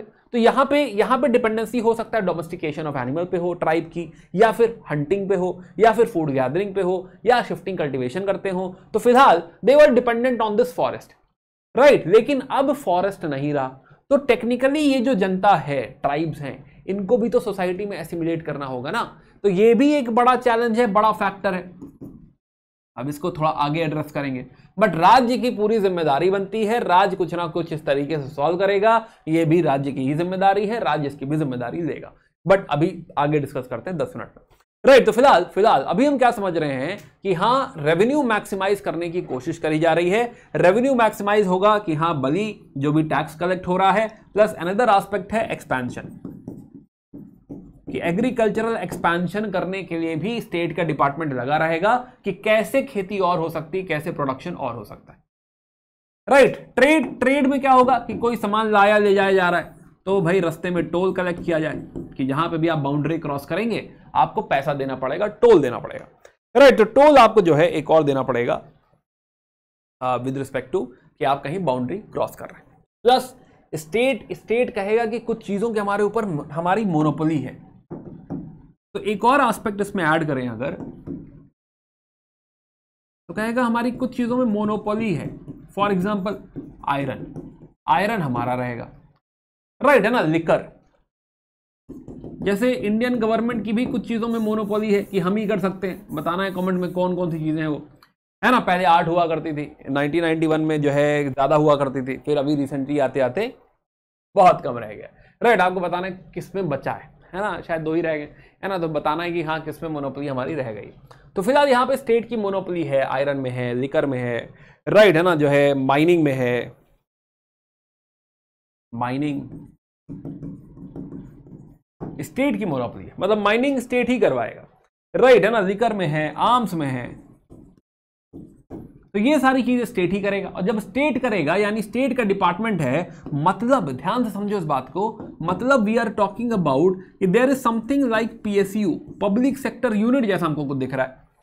तो उस जमाने में राज्य के अपने भी कुछ जो है फायदेमंद डिपार्टमेंट्स हैं, या ऐसे कुछ डिपार्टमेंट हैं जहां से पैसा आएगा। जैसे उन्होंने आयरन करेंगे, माइनिंग करेंगे, या लिकर बना के बेचेंगे, या आर्म्स बना के बेचेंगे, तो इससे भी पैसा आएगा। क्या ये भी सोर्स ऑफ रेवेन्यू है? ये भी सोर्स ऑफ रेवेन्यू है ना। In fact they will try everything possible, चाहे ऐसे। In fact they will also be into textile, तो पीएसयू से ही कुछ पीएसयूज ऐसे होंगे जो कि टेक्सटाइल में होंगे। कहीं से भी पैसा आए तो ले आओ। राइट। क्यों? क्योंकि खर्चा इतना ज्यादा है, इतना जो हैवी ब्यूरोक्रेसी, इतने जो मिनिस्टर डिपार्टमेंट हायर करे हुए हो, राइट, इतनी जो आर्मी हायर करी है, इनका पैसा कहां से आएगा? राइट। उनके पैसे के लिए इंपॉर्टेंट है कि एग्रीकल्चर से जितना निकाल सकते हो निकाल लो। राइट। एग्रीकल्चरल एक्सपैंड कर लो, नहीं निकल रहा है, प्लस ट्रेड में भी टोल वगैरह ले लो, प्लस जो मोनोपोली है, प्लस अपनी कंपनीज बनाओ और कुछ कुछ काम कराओ, कुछ तो पैसा निकालो। राइट। तो डिपेंडेंसी जो है पैसे पे बहुत ज्यादा है। इनफैक्ट सोर्सेज ऑफ रेवेन्यू जो है मैक्सिमाइज करने की कोशिश करी जाएगी। क्यों? क्योंकि इतना बड़ा राज्य चलाना है, वो भी सेंट्रलाइज सिस्टम चलाना है, कंट्रोल भी बना के रखना है।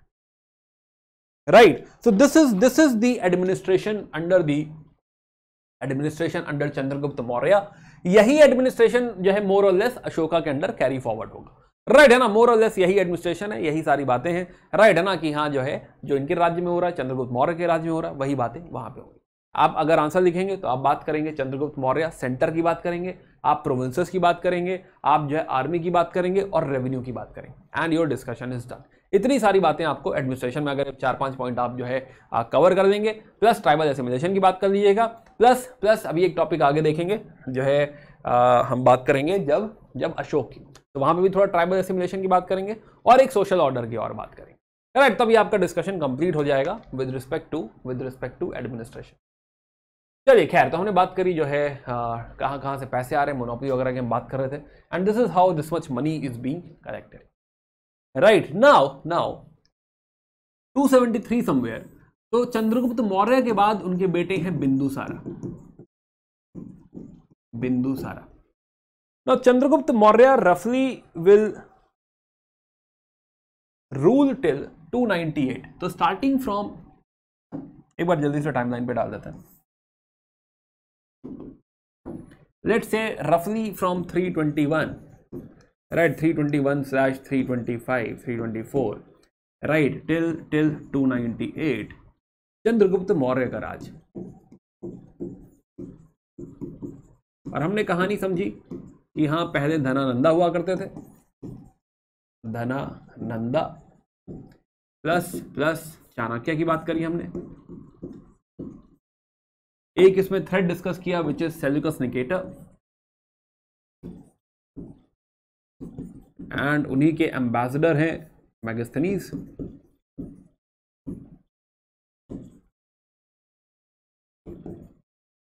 और दूसरा हमने समझा एक जो इंपॉर्टेंट थ्रेड था विच इज एडमिनिस्ट्रेशन। कि हाँ ओवरऑल राज्य चल कैसे रहा, इतना बड़ा राज्य, और आप सोचो इसे आप कंपेयर करो महाजनपदा से, तो कहाँ आ गए हम लोग, राइट है ना। वैदिक एरा से जो हमने शुरू किया था, अब एडमिनिस्ट्रेशन देखो तो एक सेंट्रलाइज इतना हैवी सिस्टम हमको नजर आ रहा है जो पूरे इंडिया पे कंट्रोल कर रहा है। Now 298 to 273 is Bindusara.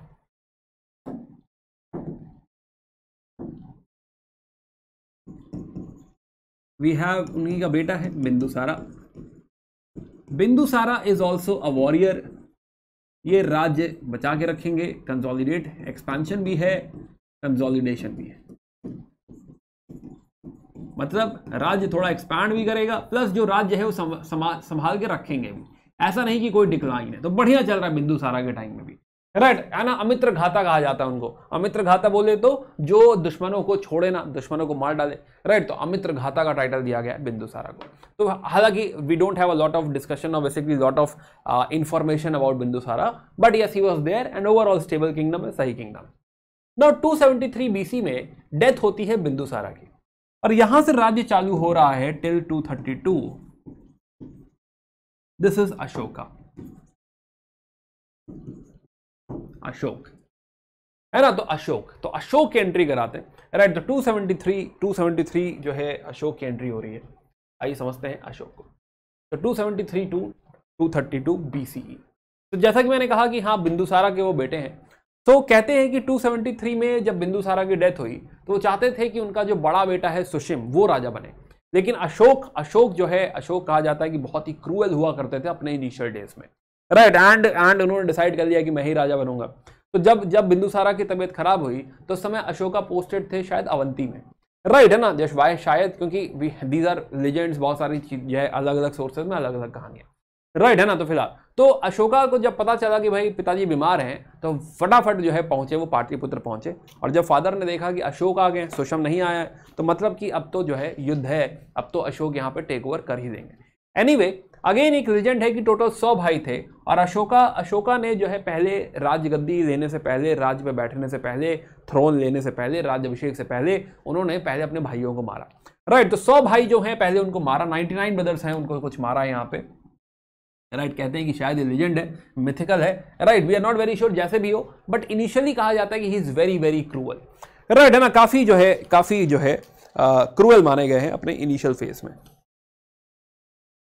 Now तो बाकी तो राज्य देखो, तो अशोका की बात हमने करी कि हाँ अशोका, बट एक छोटी सी कहानी before we go into Ashokan inscriptions.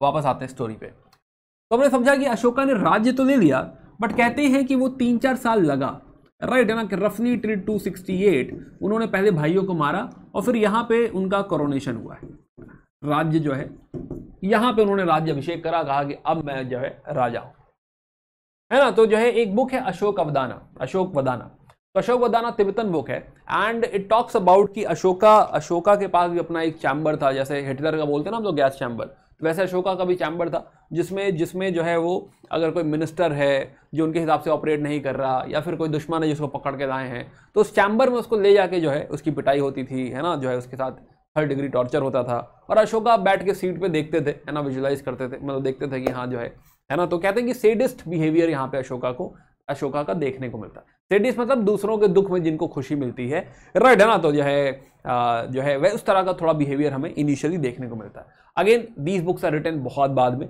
तो ऐसा नहीं कह सकते कि बातें सही हैं, बट ऐसी बातें कही गई। नाउ एक बड़ा इवेंट आता है उनकी लाइफ में, जो है उनका जो सबसे बड़ा युद्ध है, पहला युद्ध है, विच इज एक राज्य है कलिंग। कलिंग अब तक जो है कंट्रोल में नहीं आया था। तो 260 BC में कलिंग युद्ध होता है, कलिंगा का युद्ध होता है। कलिंग कहां है भाई? कलिंग बोले तो उड़ीसा साइड, राइट, इस जगह पे। तो कलिंगा का युद्ध होता है। तो पहले कलिंग के युद्ध की बात कर लेते हैं, सो दैट वी अंडरस्टैंड कि क्या हो रहा है।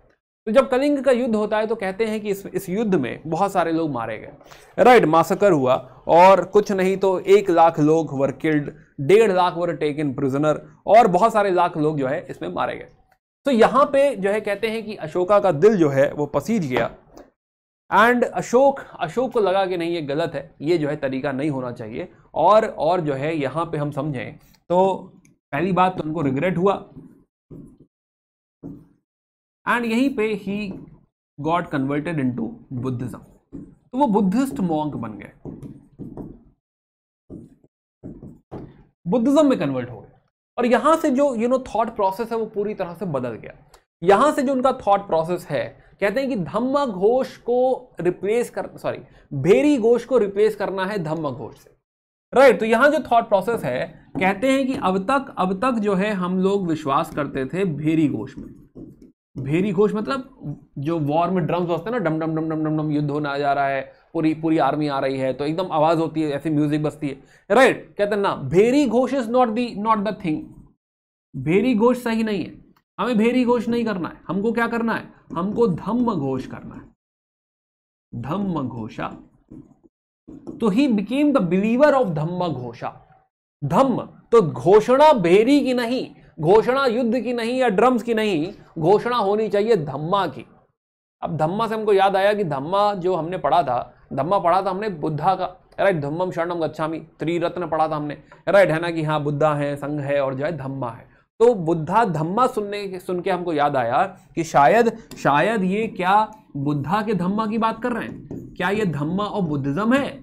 सवाल, क्या ये धम्मा ऑफ बुद्धिज्म है? राइट, हमें समझ में आया कि नहीं, ये धम्मा ऑफ बुद्धिज्म नहीं है, ये धम्मा ऑफ अशोका है, राइट। धम्मा और बुद्धिज्म और धम्मा ऑफ अशोका में डिफरेंस है, right. Dhamma of Buddhism was about कि हाँ जो है आपको निर्वाणा कैसे मिलेगा, but Dhamma of Ashoka is something different, है ना। तो इन दोनों को मिक्स नहीं करना है। भले वो इंस्पायर्ड है, बुद्धिस्ट मॉन्क बने हैं, इंस्पायर्ड है, बट ये जो धम्मा की वो बात कर रहे हैं, धम्म घोष की जो बात कर रहे हैं, ये बुद्धा का दिया हुआ जो है धम्मा नहीं है, ये अशोक का दिया हुआ धम्मा है। और यहां से जो है वो शुरू हो गए कि अब जो है राज्य चलेगा धम्मा के अकॉर्डिंग, है ना। जो है राज्य जो है, जो चीजें हैं, पॉलिसीज जो हैं, वो धम्मा के अकॉर्डिंग चलेंगे, धम्मा घोष होगा, भेरी घोष यहां पे नहीं होगा, right. So this is initial of Ashoka and कहानी आई इंस्क्रिप्शन पे। Now what is inscription? ये क्या कह दिया सर बीच में आपने, राइट। इंस्क्रिप्शन का क्या करें? नाउ अगेन कहानी समझो। तो यहां पे जब बात हुई कि भाई धम्मा की बात चलेगी, तो किसी ने पूछा सर धम्मा क्या होता है? तो उन्होंने बताया कि dhamma is a social conduct, dhamma is जो है ऐसा ABCD मैं जो बता रहा हूं वो है, राइट, है ना। ये जाके लोगों को बता दो, ऐसा उन्होंने कुछ बताया। अब क्या बताया अभी थोड़ी देर में देखेंगे, लेकिन उन्होंने कहा कि हाँ मेरे कुछ आइडियाज हैं, राज्य जो है या सोसाइटी जो है वो ऐसी चलनी चाहिए। अब इनके एडवाइजर्स ने कहा कि हाँ जो है सर बहुत सही, बहुत बढ़िया आइडिया दिया आपने, लेकिन लोगों को बताएंगे कैसे, लोगों को पहुंचाएंगे कैसे, राइट, है ना। तो मैसेज कैसे दिया जाए लोगों तक, मार्केटिंग कैसे करी जाए इस मैसेज की, राइट, है ना। धम्मा की मार्केटिंग कैसे करी जाए, है ना। तो ये थोड़ा हमें समझा दिए। तो अशोका ने फिर जो है बुलाया, मार्केटिंग के VP को बुलाया अपने कि हाँ भाई बताओ क्या कोई आइडिया दो इसमें। तो मार्केटिंग के VP ने कहा कि हाँ सब जो है इसका आप जो कह रहे हैं, आपका जो धम्मा है लोगों को पहुंचाने का तरीका है, मार्केटिंग कर सकते हैं। बाय द वे ये पहला राजा है जो है लोगों से बात करना चाहता है, लोगों को अपना मैसेज देना चाहता है, राइट, है ना, कि मैं ऐसा राजा हूं जो ये चाहता है, मैं चाहता हूं कि मेरी जनता ऐसा करे, राइट, है ना। तो काइंड ऑफ फंडामेंटल ड्यूटीज है ना, दीज प्रिंसिपल्स की हाँ मैं चाहता हूं आप ऐसा करिए। तो ये जो बातें हैं वो अशोक के मन की बातें हैं। अशोक चाहते हैं कि मेरे मन की बातें लोगों तक पहुंचे, बट उस समय कुछ रेडियो नहीं होता था। तो देन ही आस्क्ड कि भाई जो है कैसे किया जाए। तब इनको किसी ने एडवाइस दी कि हाँ सर बिल्कुल सही आपने बात रखी, राइट, कि ये जो आपका धम्म घोषा है, धम्म घोषा, धम्मा जो है ये लोगों तक पहुंचाने का जो तरीका है, इसका तरीका क्या है? इसका तरीका है बिलबोर्ड। बट बिलबोर्ड उस समय होते नहीं थे। बिलबोर्ड मतलब कि जो हाईवे है, हाईवे के ऊपर एक बड़ा सा बोर्ड लगा दो, उसके ऊपर लिख दो जो भी ऐड देना है आपको। यार हाँ बिल्कुल वैसे ही हाईवे के ऊपर कोई पत्थर देखो आप, राइट, और पत्थर के ऊपर लिख दो एडिक्ट बोले तो ये जो मैसेज है रॉयल एडिक्ट, है ना, कि जो राजा का मैसेज है दैट इज एडिक्ट। तो फिलहाल तो इनका कोई ऐसा छोटा मोटा पत्थर देखो और उसके ऊपर अपना मैसेज लिख दो आप। अशोका ने कहा ठीक है चलो लिखवा दो। तो ऐसे शुरुआत हुई रॉक एडिक्ट की, कहीं छोटे पत्थरों पे और कहीं बड़े बड़े पत्थरों पे, कि हाँ कहीं अगर हाईवे के ऊपर, और ये कहाँ पे हो रहा है मैसेज ये है हाईवे के ऊपर, all these messages are at ancient highways, कि आते जाते लोग देखें पढ़ें, प्लस उनको ये भी पता चले कि ये जो एरिया है ये किसके अंडर आता है, या अशोका के अंडर आता है, राइट। तो इनिशियली माइनर रॉक एडिक्ट से कहानी शुरू हुई, या फिर ऐसा कह लो कि रॉक एडिक्ट से कहानी शुरू हुई। राइट है ना। Then there are some separate rock edict जिन्हें मेजर माइनर में नहीं लिखते हैं, सेपरेट। अब देखो टेक्निकलिटी कल्चर में देखेंगे, राइट है ना, सेपरेट रॉक एडिक्ट कि हाँ टेक्निकली कहाँ पे कौन सा है, समथिंग समथिंग देखेंगे उसको, बट फिलहाल अभी ब्रॉडली समझो कि हाँ हो क्या रहा है। तो नाउ तो minor rock edict, major rock edict, इस तरीके के बहुत सारे रॉक एडिक्ट्स बनाए गए, राइट है ना, इस तरीके का पत्थरों के ऊपर, हाईवे के ऊपर लिखा गया है ना। लेकिन हो सकता है कि कभी अशोका ने देखा कि यार ये अच्छा नहीं लग रहा, मेरी ब्रांड के साथ नहीं जा रहा, इतना बड़ा राज्य है मेरा और राजा ऐसे पत्थरों पे कुछ भी गुदवा के चला आता है, it is not looking good, right, कुछ नया आइडिया दो, बढ़िया आइडिया दो। तो देन समबडी सजेस्टेड कि सर कुछ ऐसा क्यों नहीं ट्राई करते, राइट, प्रॉपर एक पिलर बनाओ, पिलर के ऊपर लिखो आप क्या चाहते हो, लगे कि किसी राजा का काम है, ये राजा का काम थोड़े लग रहा है, राइट है ना। आप जैसे बड़े राजा को शोभा नहीं देता ऐसी हरकतें, है ना, कि पत्थर पे आप लिखवा दे रहे हैं, है ना। तो जो है ऐसे पत्थरों पे तो लोग लिख देते हैं ना, कहीं जाते मॉन्यूमेंट में घूमने तो वहां पे जाके लिख देते, अपना नाम वाम लिख देंगे, फोन नंबर लिख के चले आएंगे, कि सर ऐसे पत्थरों वाला काम आपको शोभा नहीं दे रहा है, इट्स अ जोक, है ना, दिल पे मत लेना, है ना। तो ये काम जो है ब्रांड वाला काम नहीं है, ब्रांडेड वाला काम थोड़ा सा ये लग रहा है, बड़े आदमी का काम लग रहा है, ऐसा कराओ आप। तो ऐसा आइडिया दिया उन्होंने कि हाँ ऐसे कुछ पिलर्स बनवाए जाए, राइट है ना। तो यहां पे आइडिया आया नेक्स्ट जो है पिलर्स का, राइट। तो पहले रॉक एडिक्स है, ये भी छोड़ो, माइनर मेजर है ना छोड़ो, बट हाँ देन फिर आइडिया आया पिलर एडिक्स का कि हम पिलर, डेडिकेटेड पिलर बनवाएंगे। अब कुछ इसमें भी माइनर है और कुछ बहुत ही तराशे गए हैं, बहुत ही बढ़िया बनाए गए, मेजर है। माइनर एडिक्स जो है पिलर एडिक्स, मेजर पिलर, पहले रॉक से शुरू हुआ था, फिर आइडिया आया पिलर एडिक्स बनाने का, जिसके ऊपर कहां क्या लिखा जाएगा, मैसेज, राइट, जो अशोका मैसेज देना चाहते हैं वो यहां पे लिखा जाएगा। खैर तो हम देखें अगर, तो हमें दिखाई देगा कि हाँ इस तरह के रॉक एडिक्ट्स एग्जिस्ट करते हैं, बहुत सारे रॉक एडिक्ट्स एग्जिस्ट करते हैं, टोटल 47 जगह हमको रॉक एडिक्ट्स दिखाई देंगे, राइट। सो जरा इसमें ध्यान से देखो, ये वाला मैप इंपॉर्टेंट है बाय द वे, हालांकि कल्चर में आप डिटेल में पढ़ते रहिएगा, बट फिर भी जितनी बातें आप यहाँ पे कंज्यूम कर ले बहुत अच्छी बात है, राइट है ना, बेसिक बातें तो समझ ही नहीं कम से कम। नाउ समझो, हम बात कर रहे हैं रॉक एडिक्ट्स की, और ये जो ट्राइंगल है, ट्राइंगल, राइट, ट्राइंगल क्या दिखा रहा है, पिलर एडिक्ट दिखा रहा है, पिलर एडिक्ट। अब ट्राइंगल आप देखोगे कि पिलर जो है वो पिलर यहां है और यहां है, कहने का मतलब मेनली यही है, राइट है ना, इधर उधर इक्का दुक्का में को दिखाई देगा, but otherwise it is mainly here only. बाकी मेजर रॉक एडिक्ट देखो, ये ब्लॉक वाला, तो मेजर रॉक एडिक्ट ऐसा लग रहा है कि हाँ अपनी अंपायर मार्क कर रहे हो, यहाँ ये भी मेरी अंपायर में है, वो भी मेरी अंपायर में है ना, बाउंड्री टाइप मार्क कर रहे हैं कि देखो ये अपना एरिया।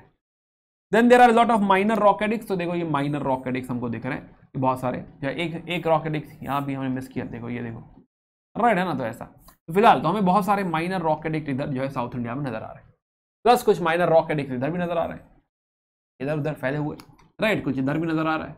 जगह का नाम क्या है, this is Kandahar, this is Shahbazgarhi, this is Mansera Shahbazgarhi, right है ना। तो ये मैप पे थोड़ा टाइम बिताना है, नाम पढ़ने, जैसे कि इधर हमको दिख रहा है गिरनार में, इधर हमको दिख रहा है सोपारा में, इधर समनाथी में, देन जो है अमरावती में दिख रहा है पिलर कोई, then Yerragudi, then Jaugada, then Dhauli, right है ना। इधर देखो तो लुम्बिनी में कोई पिलर दिख रहा है हमको, रामपुरवा में पिलर दिख रहा है, लौरिया राज में दिख रहा है, लौरिया नंदनगढ़ में दिख रहा है, राइट, प्लस कौशाम्बी में भी पिलर है, मेरठ में है, दिल्ली टोपरा में है, कलसी में एक सारनाथ नहीं बना हुआ है, सारनाथ में भी है, राइट। तो सारनाथ में भी पिलर है, फेमस है भी सारनाथ वाले पिलर, हम जानते हैं, देखेंगे भी। तो इस तरीके से अशोका ने अपने मार्केटिंग मैसेजेस जहां जहां कई जगह पेश करवाए कि हाँ भाई ठीक है इस तरह होना चाहिए, राइट है ना। तो जो है पिलर्स, तो इस तरह के पिलर, जैसे कि हमने सारनाथ पिलर अगर हम देखें तो this is Sarnath pillar, right, plus ऐसा ही है रुमिंदई पिलर पे देखो क्या लिखा अशोका ने, रुमिंदई एक्चुअली क्या है, लुम्बिनी, ये वाला पॉइंट, दिस पॉइंट, राइट, ये है अशोका का बुद्धा का बर्थ प्लेस। तो अशोका यहां गए थे घूमने, है ना, जैसे धम्म यात्रा, तो अपनी धर्म यात्रा पे निकले वो और लुम्बिनी पहुंचे, धम्म यात्रा, और उन्होंने ये पिलर यहां लगवा दिया कि हाँ भाई जब स्वयं अशोका लुम्बिनी आए थे, राइट, उस जगह पे जहां पे स्वयं जो है शाक्य मुनि या फिर बुद्धा का जन्म हुआ था, तो वहां पे अशोका स्वयं आए थे, उनकी धम्म यात्रा है। प्लस एक और काम इन्होंने क्या किया, इन्होंने कहा कि हाँ भाई ये जो गांव है, क्योंकि यहाँ पे बुद्धा का जन्म हुआ था, तो आप जो है बलि पे नहीं करेंगे, राइट, भाग जो है भाग खाली आप 1/8 वगैरह पे कर देंगे, उससे ज्यादा आपको पे करने की जरूरत नहीं है, तो ये यहाँ पे जो है ये इस पिलर में लिखवा देंगे, अपना मैसेज लिखवा देंगे, दिस इज रुमनदई एडिक्ट। राइट, धीरे धीरे बढ़ेंगे, चिंता मत करो। अब पूछोगे आप सर कौन सी लैंग्वेज है क्या है, हाँ वेट करो, आ रहे हैं वहां पे। राइट है ना, तो ये दो तो बहुत ही फेमस है, एक हमने सारनाथ का देखा, दूसरा हम देख रहे हैं, हम जो है देख रहे हैं लुम्बिनी का पिलर जो है फेमस है। राइट है ना, तो ये देखें, अगर हम पिलर की एक बात करें तो पिलर इस तरीके का हमको दिखाई देगा। राइट है ना, कि हमको एक पॉलिश्ड पिलर नजर आएगा, दिस इज पॉलिश्ड पिलर है और मोनोलिथिक है, ये एक ही पत्थर है। बाय द वे, हमें याद आया कि हम लोगों ने बात करी थी अकैमेनिड एम्पायर की, और हमने कहा था कि ऐसा ही कुछ अकैमेनिड एम्पायर में भी है। राइट है ना, हमने आइडिया की बात करी थी। खैर, तो हमको मोनोलिथिक पिलर नजर आएगा, प्लस इसमें दिखाई देगा कि कोई बेस नहीं है, there is no base as such. Right है ना, कि कोई बेस वगैरह इसमें एग्जिस्ट नहीं करता। या प्लस हमको दिखाई क्या देगा इसमें एक लोटस इन्वर्टेड लोटस है, इन्वर्टेड लोटस। प्लस यहीं पे ये जो पार्ट है, ये जो चबूतरा बनाया गया है जिसके ऊपर ये जानवर बैठा हुआ है, राइट, ये जो पार्ट है, this is what, this is abacus. Right है ना, कि हाँ भाई, अगर ये अबाकस नहीं लगाओगे तो ये जानवर थोड़ा डगमगाने लगेगा। राइट, उसका पैर इधर उधर होने लगेगा, परेशान हो जाएगा। राइट, इसीलिए उसके बैठने के लिए ठीक से जगह बना दी गई है, और उसके ऊपर एक एनिमल बिठाया गया है। राइट है ना, कि ये कोई कैपिटल है, एनिमल कैपिटल जो है उसके ऊपर लगाई गई है। तो this is how these pillars are being created. Right, plus ये टेपरिंग है इस तरीके से, है ना, तो टेपरिंग भी है, ऐसा भी लिख सकते हो कि पॉलिश्ड है, टेपरिंग है, मोनोलिथिक है। प्लस वेरी इंपॉर्टेंट थिंग, ये एक ही जगह सब बन रहा है, ये सब जो है चूनार में बनवाया जा रहा है, चूनार में। राइट, चूनार कहाँ है, क्लोज टू वाराणसी। तो बनारस के पास पहले ही बनता है, फिर वहां से ऐसे ढो के लेके आते हैं और हर जगह लगाते हैं। और यही रीजन है कि जो पिलर्स हैं वो सारे कंसंट्रेटेड हैं इस एरिया में, क्योंकि बनारस से बनाना है और फिर लेके जाना है, तो ज्यादा दूर नहीं जा सकते। राइट, ज्यादा दूर कहाँ लेके जाओगे, इतना भारी पिलर है, पत्थर है पूरा, कहाँ उठा के लेके जाओगे। तो इसीलिए मैक्सिमम पिलर का कंसंट्रेशन आपको यही नजर आएगा, चाहे वो कलसी हो, चाहे वो जो है आपका मेरठ हो, दिल्ली तोपरा हो, चाहे वो जो है आपका कौशाम्बी हो, लौरिया नंदनगढ़ हो, लौरिया राज हो, सब आपको यहीं पे दिखाई देंगे। राइट, फिलहाल तो हमें देखा कि हाँ, ये जो है इस तरह का पिलर्स हमने समझा, चूनार में जो है बन रहा है, टेपर्ड शाफ्ट है। राइट, हमने कहानी समझी। तो इसमें जो स्क्रिप्ट यूज हुई है, ये हिंदी में तो लिखा नहीं है, संस्कृत में भी नहीं लिखा हुआ। राइट है ना, तो जो स्क्रिप्ट यूज हुई है, we don't know this script. तो हमको काफी टाइम तक पता ही नहीं था कि इस पत्थर पे क्या लिखा हुआ है, कौन है, किसने जो है, कौन है जो ये सब लिख के गया है। देन एंट्री हुई जेम्स प्रिंसेप की, अंग्रेजों के टाइम में जेम्स प्रिंसेप आए। अब जेम्स प्रिंसेप का हमारे कल्चर की तरफ काफी रुझान था। राइट है ना, he wanted to study our culture, our languages, everything. तो उन्होंने क्या, वो एडिटर थे एशियाटिक सोसाइटी ऑफ बंगाल के। अब एशियाटिक सोसाइटी ऑफ बंगाल हम लोगों ने अपनी स्पेक्ट्रम वाले डिस्कशन में बात करी थी। राइट है ना, तो उसमें जनरल है, उसको एडिट भी कर रहे हैं, and he is the one who will decipher the Brahmi script. तो ब्राह्मी स्क्रिप्ट जब इन्होंने डेसिफर करी, राइट, यही अशोका वाले पिलर्स को पढ़ रहे थे, राइट, पिलर्स और रॉक एडिक्स वगैरह पढ़ाई कर रहे थे, तब उन्होंने डेसिफर करी उस स्क्रिप्ट को जिसे ब्राह्मी स्क्रिप्ट कहा जाता है। तो ब्राह्मी स्क्रिप्ट और एक दूसरी स्क्रिप्ट है खरोष्टी स्क्रिप्ट, जो हम लोगों ने एसोसिएट करी थी अकैमेनिड के साथ। ये वाला जो पार्ट है, इस पार्ट में बोली जा रही है क्या, इस पार्ट में लिखी जा रही Kharosthi script. Right, Kharosthi script. तो खरोष्ठी स्क्रिप्ट और ब्राह्मी स्क्रिप्ट दोनों ही डेसिफर करी है जेम्स प्रिंसेप ने। तो वी विल रियलाइज कि ओवरऑल ये हमको बताएंगे कि हाँ, ये मैसेज क्या है। राइट, जो धम्मा जिसको हम कह रहे हैं कि हाँ कुछ मैसेज राजा दे रहा है, तो अशोका के एक्चुअली मैसेजेस क्या हैं हमें कौन बता रहा है, जेम्स प्रिंसेप ने डेसिफर कर लिया। अब हमको पता चल रहा है कि मैसेजेस क्या लिखे हुए हैं। राइट, तो हमको बताएंगे कि देखो, ओवरऑल अशोका अपना नाम यूज नहीं करते। राइट, नाम अशोका जो है वो यूज नहीं करते। अशोका हमें रेयर देखने को मिलेगा। इनफैक्ट सिर्फ और सिर्फ 4 जगह हैं, एक कर्नाटका में 3 जगह हैं, कर्नाटका में मस्की, नित्तूर और उदयगोलम, और एमपी में गुज्जारा। राइट है ना, तो यही 4 जगह है जहां पे अशोका का नाम हमको देखने को मिलता है। राइट, यहाँ पे माइनर रॉक एडिक्ट 1 की कॉपी है। राइट है ना, माइनर रॉक एडिक्ट 1 है यहाँ पे। तो जो है ये जो कॉपी है, इसमें अशोका का नाम हमको देखने को मिलेगा। राइट, सो नाउ तो एक तो ये, उसके अलावा हमें उनका नाम कहीं देखने को नहीं मिलता। उसके अलावा he has always used this name Devanampiya पियदासी। तो हाँ, एक नाम वो हमेशा यूज करेंगे विच इज देव नाम पिय पियदासी। राइट, अब जेम्स प्रिंस पढ़ रहे हैं, हमको बता रहे हैं ऐसा ऐसा था। तो देव नाम पिय पियदासी, तो देव नाम पिय मतलब होता है देवताओं का प्रिय, राइट है ना, देवताओं का प्रिय, तो देव नाम पिय। और पियदासी मतलब होता है जो देखने में बड़ा सुंदर हो, राइट, बड़ा प्लीजिंग लुक हो। तो अशोक अपने आप को देव नाम पिय पियदासी कहते हैं, मतलब जो देवताओं का प्रिय है, ऐसा राजा जो देवताओं का प्रिय है और जो बहुत ही सुंदर हो, जिसका बहुत ही प्लीजिंग लुक हो। ना देव नाम पियदासी, देव नाम पिय जो है, ये जो वर्ड है ये पहले भी यूज होता था, राइट, ये यूनिक नहीं, ये नया नहीं है। जो एंसेस्टर्स हैं शायद चंद्रगुप्त मौर्य भी शायद यूज करते होंगे, बट देव नाम पिय ऐसा कोई बहुत जो है यूनिक सा टर्म नहीं है। बट पियदासी जो है ये पहली बार यूज हो रहा है, दिस इज यूनिक, राइट, ये हमें कहीं और देखने को नहीं मिलता। तो फिलहाल ऐसी कुछ 47 लोकेशंस हैं और 182 वर्जन्स हैं जहाँ पे हमको इस तरीके के बहुत सारे जो है हमें जो है एडिक्स मिल रहे हैं, राइट, कहानियाँ मिल रही हैं, right. And another thing which is important is use of Prakrit and Brahmi. तो हमें क्या दिखाई देगा कि ओवरऑल पूरे इंडिया में जो हम इंस्क्रिप्शंस देख रहे हैं, सारे के सारे इंस्क्रिप्शंस, ऑल दी इंस्क्रिप्शंस, हमको नजर आएगा कि वो जो लैंग्वेज है, लैंग्वेज वो प्राकृत है और जो स्क्रिप्ट है वो ब्राह्मी स्क्रिप्ट है, राइट है ना, कि हाँ जो स्क्रिप्ट है वो कैसी स्क्रिप्ट है, ब्राह्मी स्क्रिप्ट। जैसे हम हिंदी में बात करते हैं कि भाषा हिंदी है पर लिखी जाती है देवनागरी स्क्रिप्ट में। फॉर एग्जाम्पल अगर मैं कहूं कि लेट से ये क्या हो रहा है, ये क्या हो रहा है, ये क्या हो रहा है, ऐसे मान लो कहूं मैं तुमसे, तो ये कौन सी लैंग्वेज है, राइट, आप कहेंगे सर लैंग्वेज तो हिंदी है, राइट, बट स्क्रिप्ट जो है, स्क्रिप्ट आपकी इंग्लिश वाली है। तो स्क्रिप्ट अलग चीज है और भाषा अलग चीज है, राइट। स्क्रिप्ट खाली कि उसको ऐसा लिखा जाए कि प्रोनाउंस हो सके, राइट, तो स्क्रिप्ट वो होता है। तो जो स्क्रिप्ट है वो ब्राह्मी स्क्रिप्ट है, लेकिन जो भाषा है जिसका इस्तेमाल किया जा रहा है वो प्राकृत भाषा है।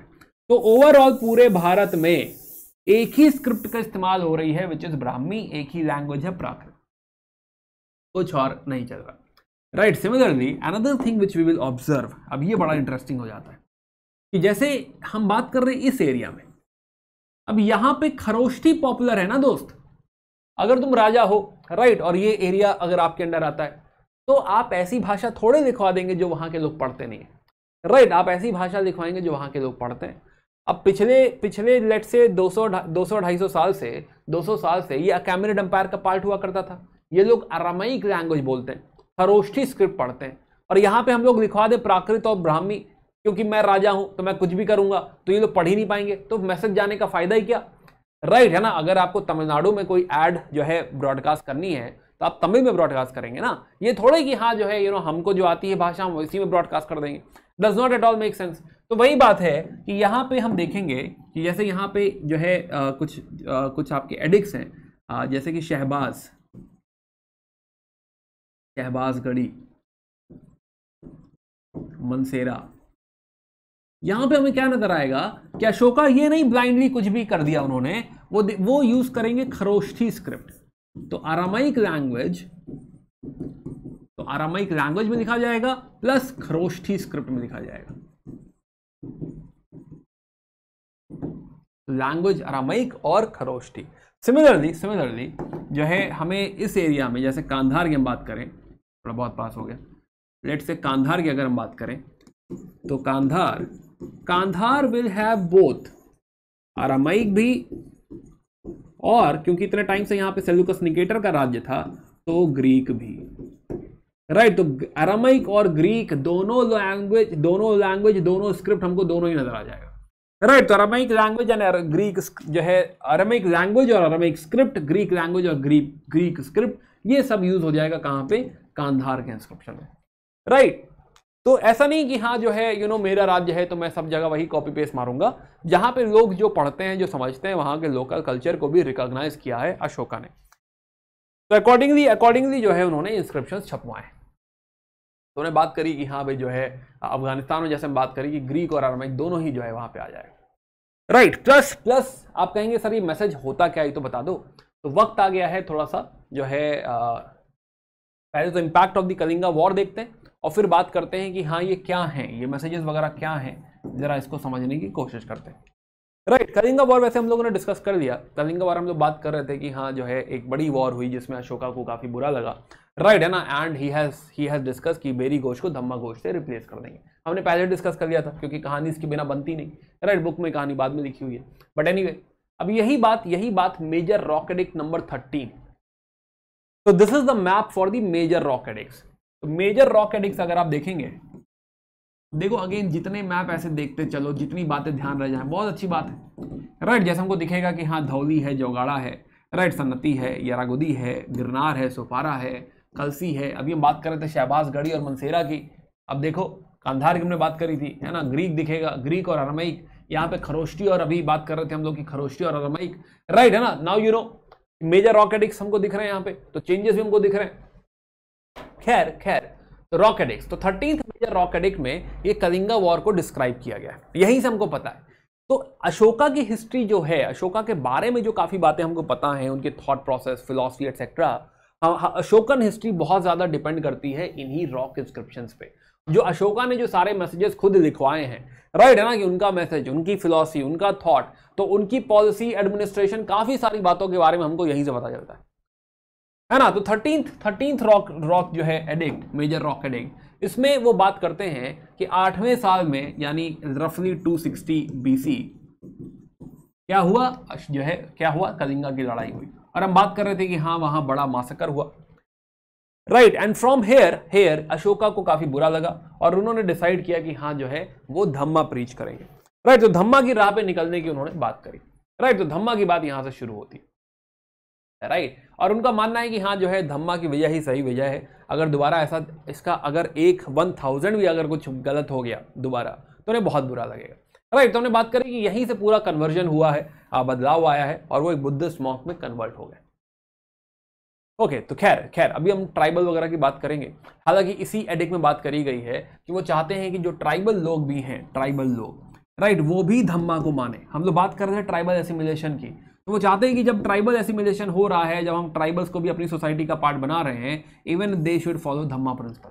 ऐसा 13th रॉक एडिक्ट में लिखा हुआ है, राइट है ना। तो tribal people plus frontier kingdom, यानी जो बॉर्डर पे हैं, फ्रंटियर पे हैं, नॉर्थ ईस्ट साइड है, वो लोग भी, प्लस जो कलिंग में लोग हैं, कलिंग में राजा को मानिए आप कि मैं आपके फादर की तरह हूं, मुझे भरोसा करिए, राइट। माना कि मेरा कलिंग वॉर में ऐसा कुछ हुआ, माना कि कलिंग वॉर में बहुत सारा मासकर हुआ, युद्ध हुआ, बट मैं अभी भी आप सारे लोगों के साथ हूं, राइट। और यहाँ के जो सारे लोग हैं मुझे माने, मुझे फादर की तरह माने, मुझ पर ट्रस्ट करें।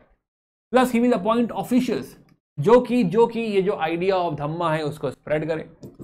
अब ये दोबारा पढ़ेंगे, लेकिन अभी हम खाली 13th मेजर रॉक एडिक्ट की बात कर रहे हैं, राइट। यही डिटेल डिस्कशन आप जो है कल्चर पढ़ोगे कि किस रॉक एडिक्ट वगैरह में क्या है। तो अभी हम उस डायरेक्शन में, टेक्निकल डायरेक्शन में नहीं जा रहे, जस्ट अंडरस्टैंड कि हाँ कोई ऐसा रॉक एडिक्ट है जिसमें ऐसा मैसेज लिखा हुआ है, ओके। प्लस अशोका यहाँ पे ये भी कहते हैं कि जो मेरी फॉरेन जो है जो टेरिटरीज हैं, राइट, फॉरेन टेरिटरीज, अब मैं ऐसा नहीं मानता कि मैं उस पर अटैक करूं, उससे इन्वेड करूं और जीत जाऊं ना, ये मैं नहीं चाहता, राइट है ना। मैं ऐसा बिल्कुल भी नहीं मानता कि फॉरेन टेरिटरी पे ऐसा युद्ध हो सकता है। Plus he is talking about welfare, कि लोगों का ध्यान रखना होगा, जानवरों का ध्यान रखना होगा, खाली अपनी लैंड में नहीं, even in foreign lands, right, वहां भी लोग खुश रहें, जानवर खुश रहें, ये भी मेरे लिए बहुत जरूरी है, इसके लिए भी मैं काम करूंगा। तो यहाँ पे बहुत ही you can say liberal philosophy, you can say जो है वेरी बेनेवोलेंट किंग टाइप का हमें ओवरऑल मैसेज मिलता है, हमें सारे कैरेक्टरिस्टिक्स दिखाई देते हैं, राइट। तो वो पीस एम्बेसडर भेजेंगे। तो इसी 13th एडिक्ट में ये भी लिखा हुआ है कि उन्होंने अपने पीस एम्बेसडर भेजे हैं। This is more like soft power credentials, right, कि जो राजा है वो पीस में विश्वास रखता है, वो चाहता है कि बुद्धिज्म जो है वहां तक भी पहुंचे। तो पीस एम्बेसडर भेजे हैं to West Asia, Greece, plus कहते हैं कि सेंट्रल एशिया और श्रीलंका में भी उन्होंने बुद्धिज्म स्प्रेड करवाया है।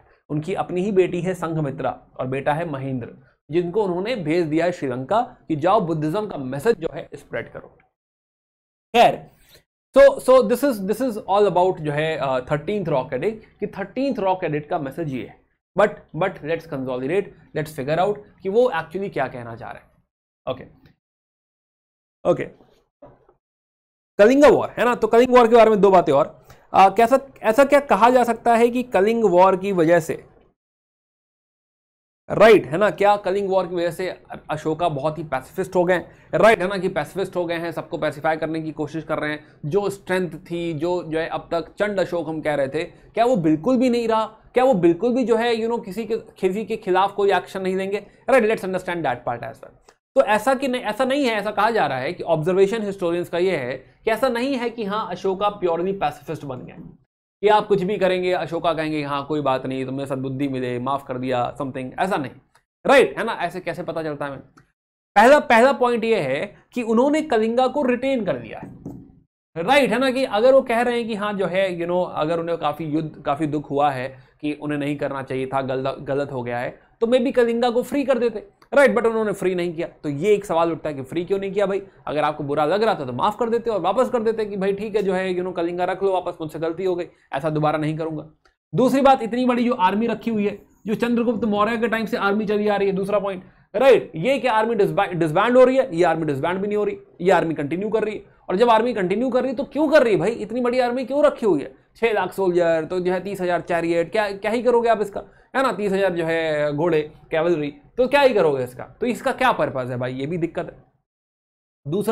दूसरा अगर ये सोशल ऑर्डर जो धम्मा वो कह रहे हैं, जो कि अभी हम बात करेंगे धम्मा एग्जैक्टली क्या है, राइट, ये जो धम्मा, ये जो मैसेज हम लोग प्रोपोगेट कर रहे हैं, अगर ये कोई नहीं फॉलो करेगा तो क्या उसका पनिशमेंट है? हाँ भाई, इसका पनिशमेंट है, इसकी वार्निंग है कि हाँ भाई जो है अगर आप नहीं फॉलो करेंगे तो देन हमारा एक ऑफिसर है राजू का, राइट है ना, ऐसे राजू भैया, तो राजुका का पर्पस है कि अगर कोई फॉलो करे तो उसे रिवॉर्ड करो और ना फॉलो करे तो पनिश करो।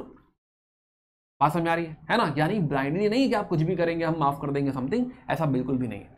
राइट, सो अगर आप देखो तो क्या कलिंग वापस किया है? नहीं। आर्मी डिसबैंड करी है? नहीं। और plus function of Rajuka, and that tells us कि ये प्योरली पैसिफिस्ट नहीं है।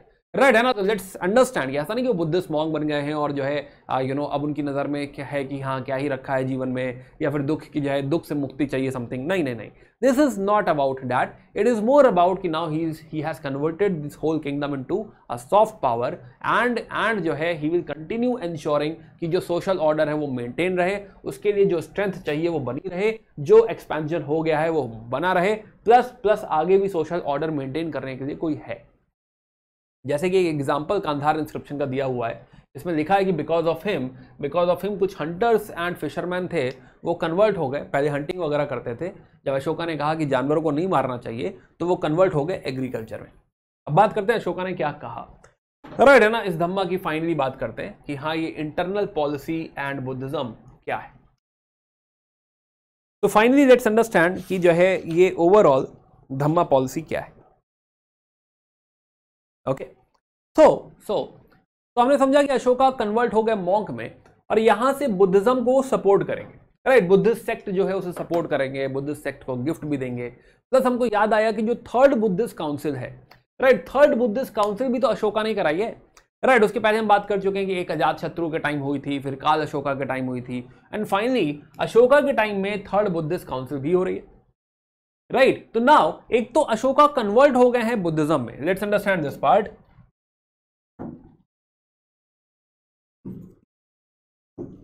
अशोका बुद्धिज्म में कन्वर्ट हो गए हैं, मॉन्क बन गए हैं, बुद्धिज्म को सपोर्ट प्रोवाइड कर रहे हैं, पैटर्नेज प्रोवाइड कर रहे हैं,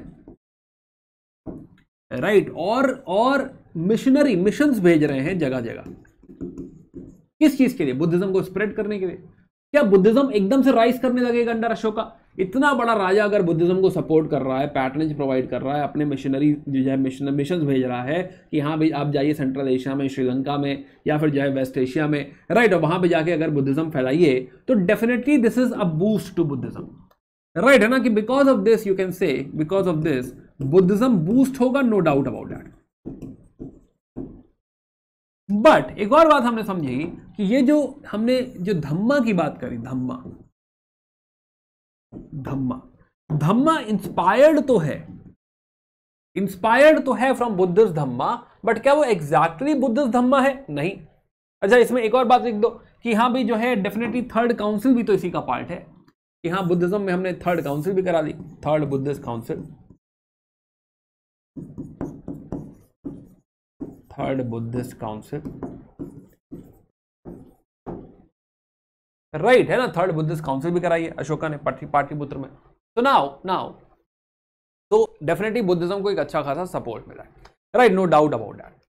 बट द पॉइंट इज कि जो धम्मा की जो हम बात कर रहे हैं, जो धम्मा निकला है, dhamma is not limited to Buddhism, right. Dhamma is not जो है समथिंग कि हाँ वो बुद्धिज्म को प्रीच कर रहे हैं या बुद्धिस्ट फिलॉसफी है। Now let's understand what is Dhamma.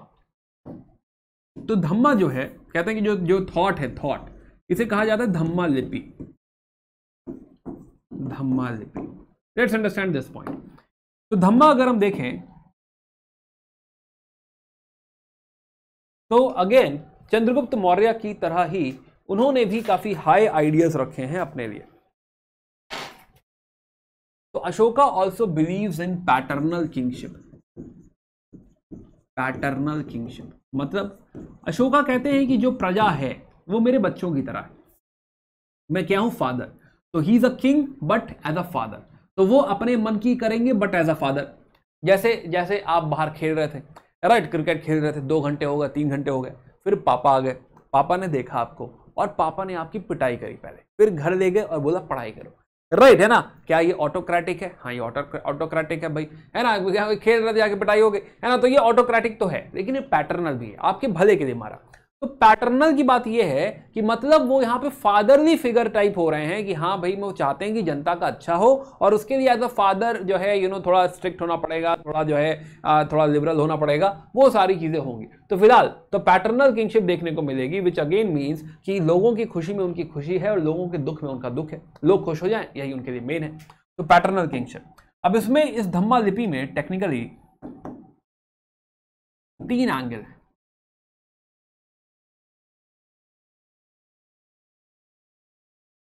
Right. आप चाहे 2 एंगल में बात करना चाहें तो भी ठीक है, 3 में करना चाहें तो भी ठीक है, बट फिर मैं 3 की बात कर रहा हूं। एक मैं कहूंगा कि एक इसमें धम्मा लिपि में, या धम्मा जो है, धम्मा लिपि एक मोरालिटी का एंगल है, एक एडमिनिस्ट्रेशन का एंगल है, और एक सोसाइटी का एंगल है, राइट। 3 एंगल्स उसमें एग्जिस्ट करते हैं ना। पहले बात करते हैं कि जो है एडमिनिस्ट्रेशन साइड क्या कहना चाहते हैं। एडमिनिस्ट्रेशन साइड, या चलो पहले सोसाइटी समझ लो ताकि जो है आसान हो जाए एडमिनिस्ट्रेशन को समझ पाना। तो नाउ तो इन मैसेजेस में वो कहते हैं, लेट्स अंडरस्टैंड दिस पार्ट, कि अशोका ने क्या मैसेज दिया है ना। बहुत देर से सस्पेंस हो गया कि अशोका का मैसेज क्या है फाइनली, वो चिट्ठी में क्या लिखवा रहे हैं, वो पिलर्स के ऊपर क्या लिखवा रहे हैं।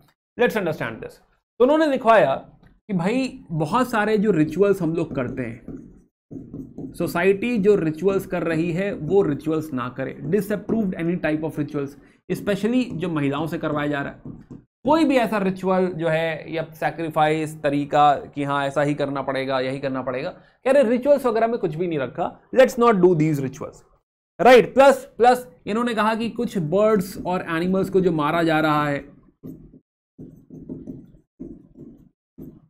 किलिंग, इन्होंने कहा नहीं, ये भी नहीं हो सकता, बंद करिए इसको। प्लस इनफैक्ट इसी बात को थोड़ा और बढ़ाओ तो इन्होंने कहा कि जो स्लॉटर ऑफ एनिमल्स है, नॉनवेज वगैरह जो खा रहे हो, स्लॉटर ऑफ एनिमल्स, ये भी नहीं होना चाहिए, राइट। चाहे वो रॉयल किचन में हो, तो उन्होंने कहा हमारे घर में वेज ही बनेगा। प्लस चाहे वो एनिमल सैक्रिफाइस के लिए हो, तो ब्राह्मणिकल हमने पढ़ा था कि हाँ वेदों में लिखा है सैक्रिफाइस के बारे में, राइट। तो चाहे वो एनिमल सैक्रिफाइस के बारे में हो, दोनों ही जगह एनिमल का स्लॉटर नहीं होगा, जानवरों को नहीं मारा जाएगा, राइट। प्लस वो कह रहे हैं कि सोशल फंक्शंस, बहुत सारा खर्चा वर्चा कर रहे हो आप सोशल फंक्शंस में,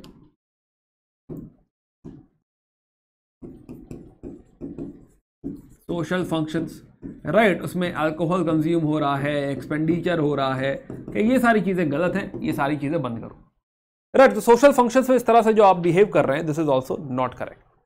plus he is also talking about कि you need to obey your parents,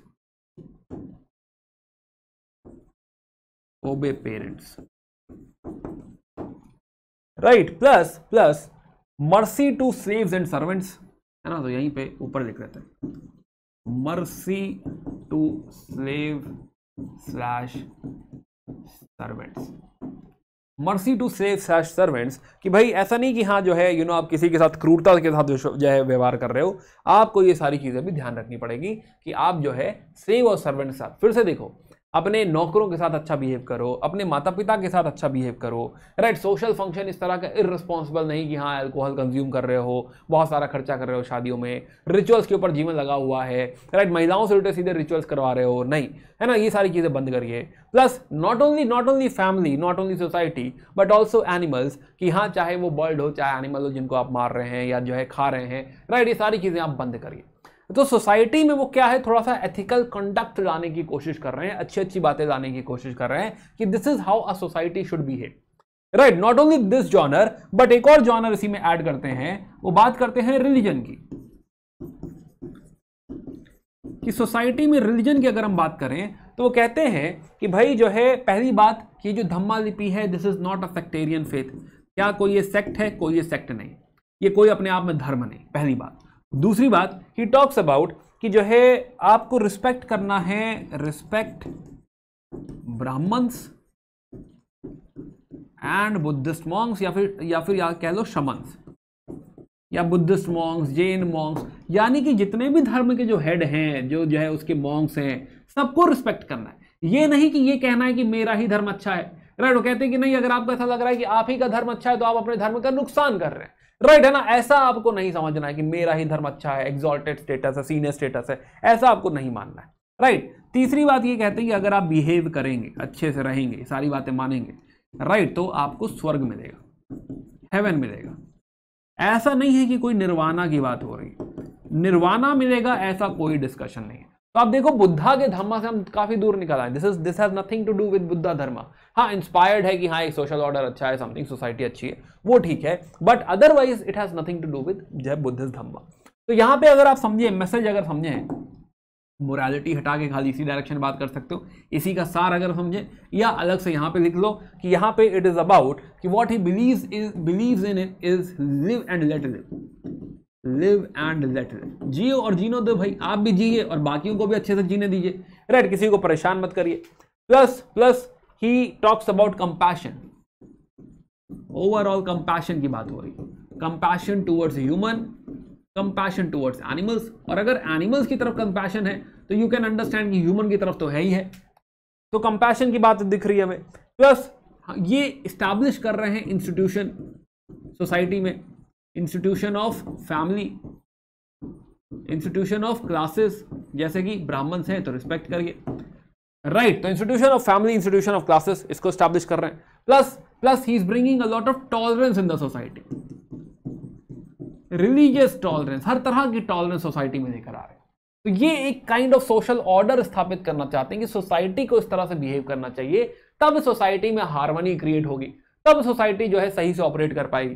तो this is something he is basically recommending कि हाँ ये चाहिए हमें सोसाइटी में, राइट। यही एडमिनिस्ट्रेशन साइड आए, क्योंकि वो राजा भी हैं, खाली फिलोसफर नहीं है ना, तो राजा भी हैं, तो एज अ किंग हम देखेंगे कि विल से कि चलो ठीक है, इसी काम के लिए एक ऑफिसर अपॉइंट कर देते हैं जिसे कहा जाता है धम्म मतरास, धम्म महामतरास, महामतरास।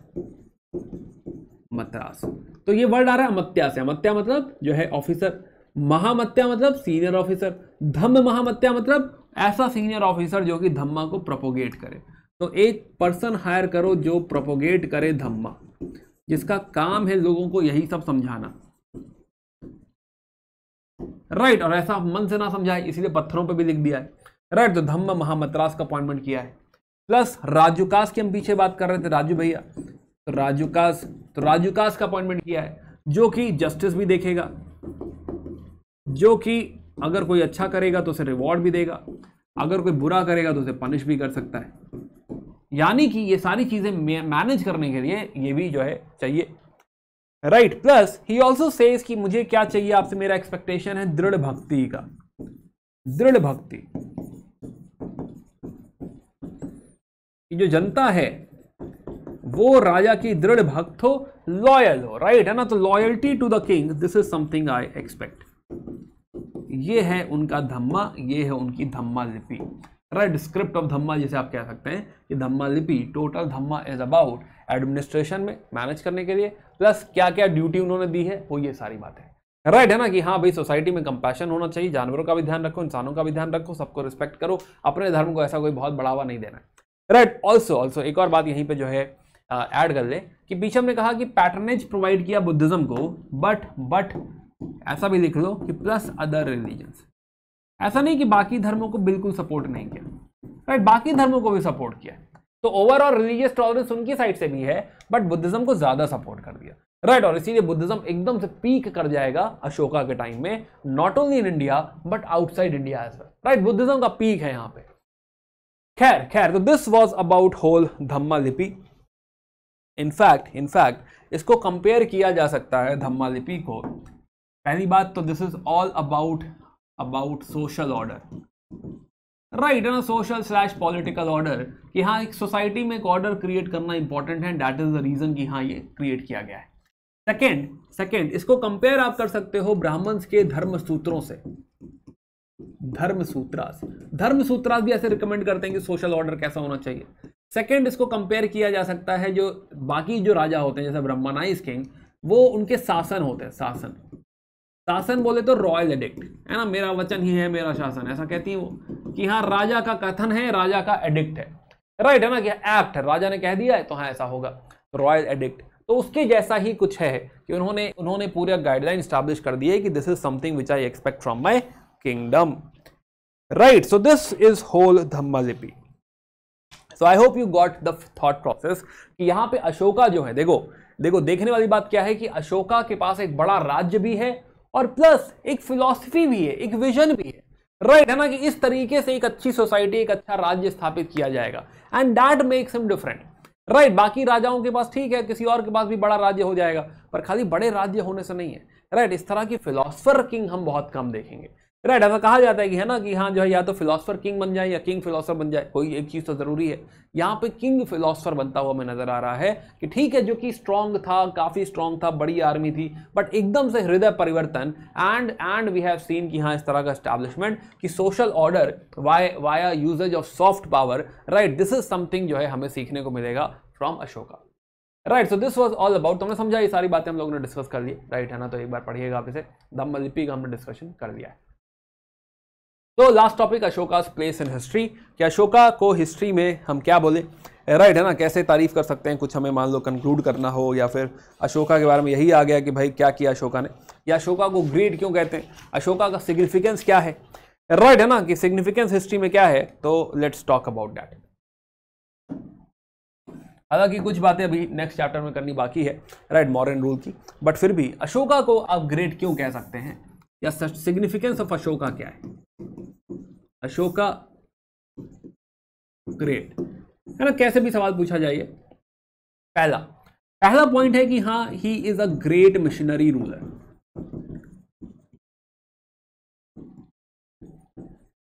है ना, कि विजन है, मिशनरी है जो है, और जो है चाहते हैं कि जो सोशल ऑर्डर है प्रोपोगेट किया जाए। तो फर्स्ट थिंग इज कि हाँ जो है ये हमको देखने को मिलता है। आप इसे सेकंड पॉइंट भी लिख सकते हैं, अब जो बात कर रहे हैं उसको पहला पॉइंट लिख सकते हैं। Second point is political unification,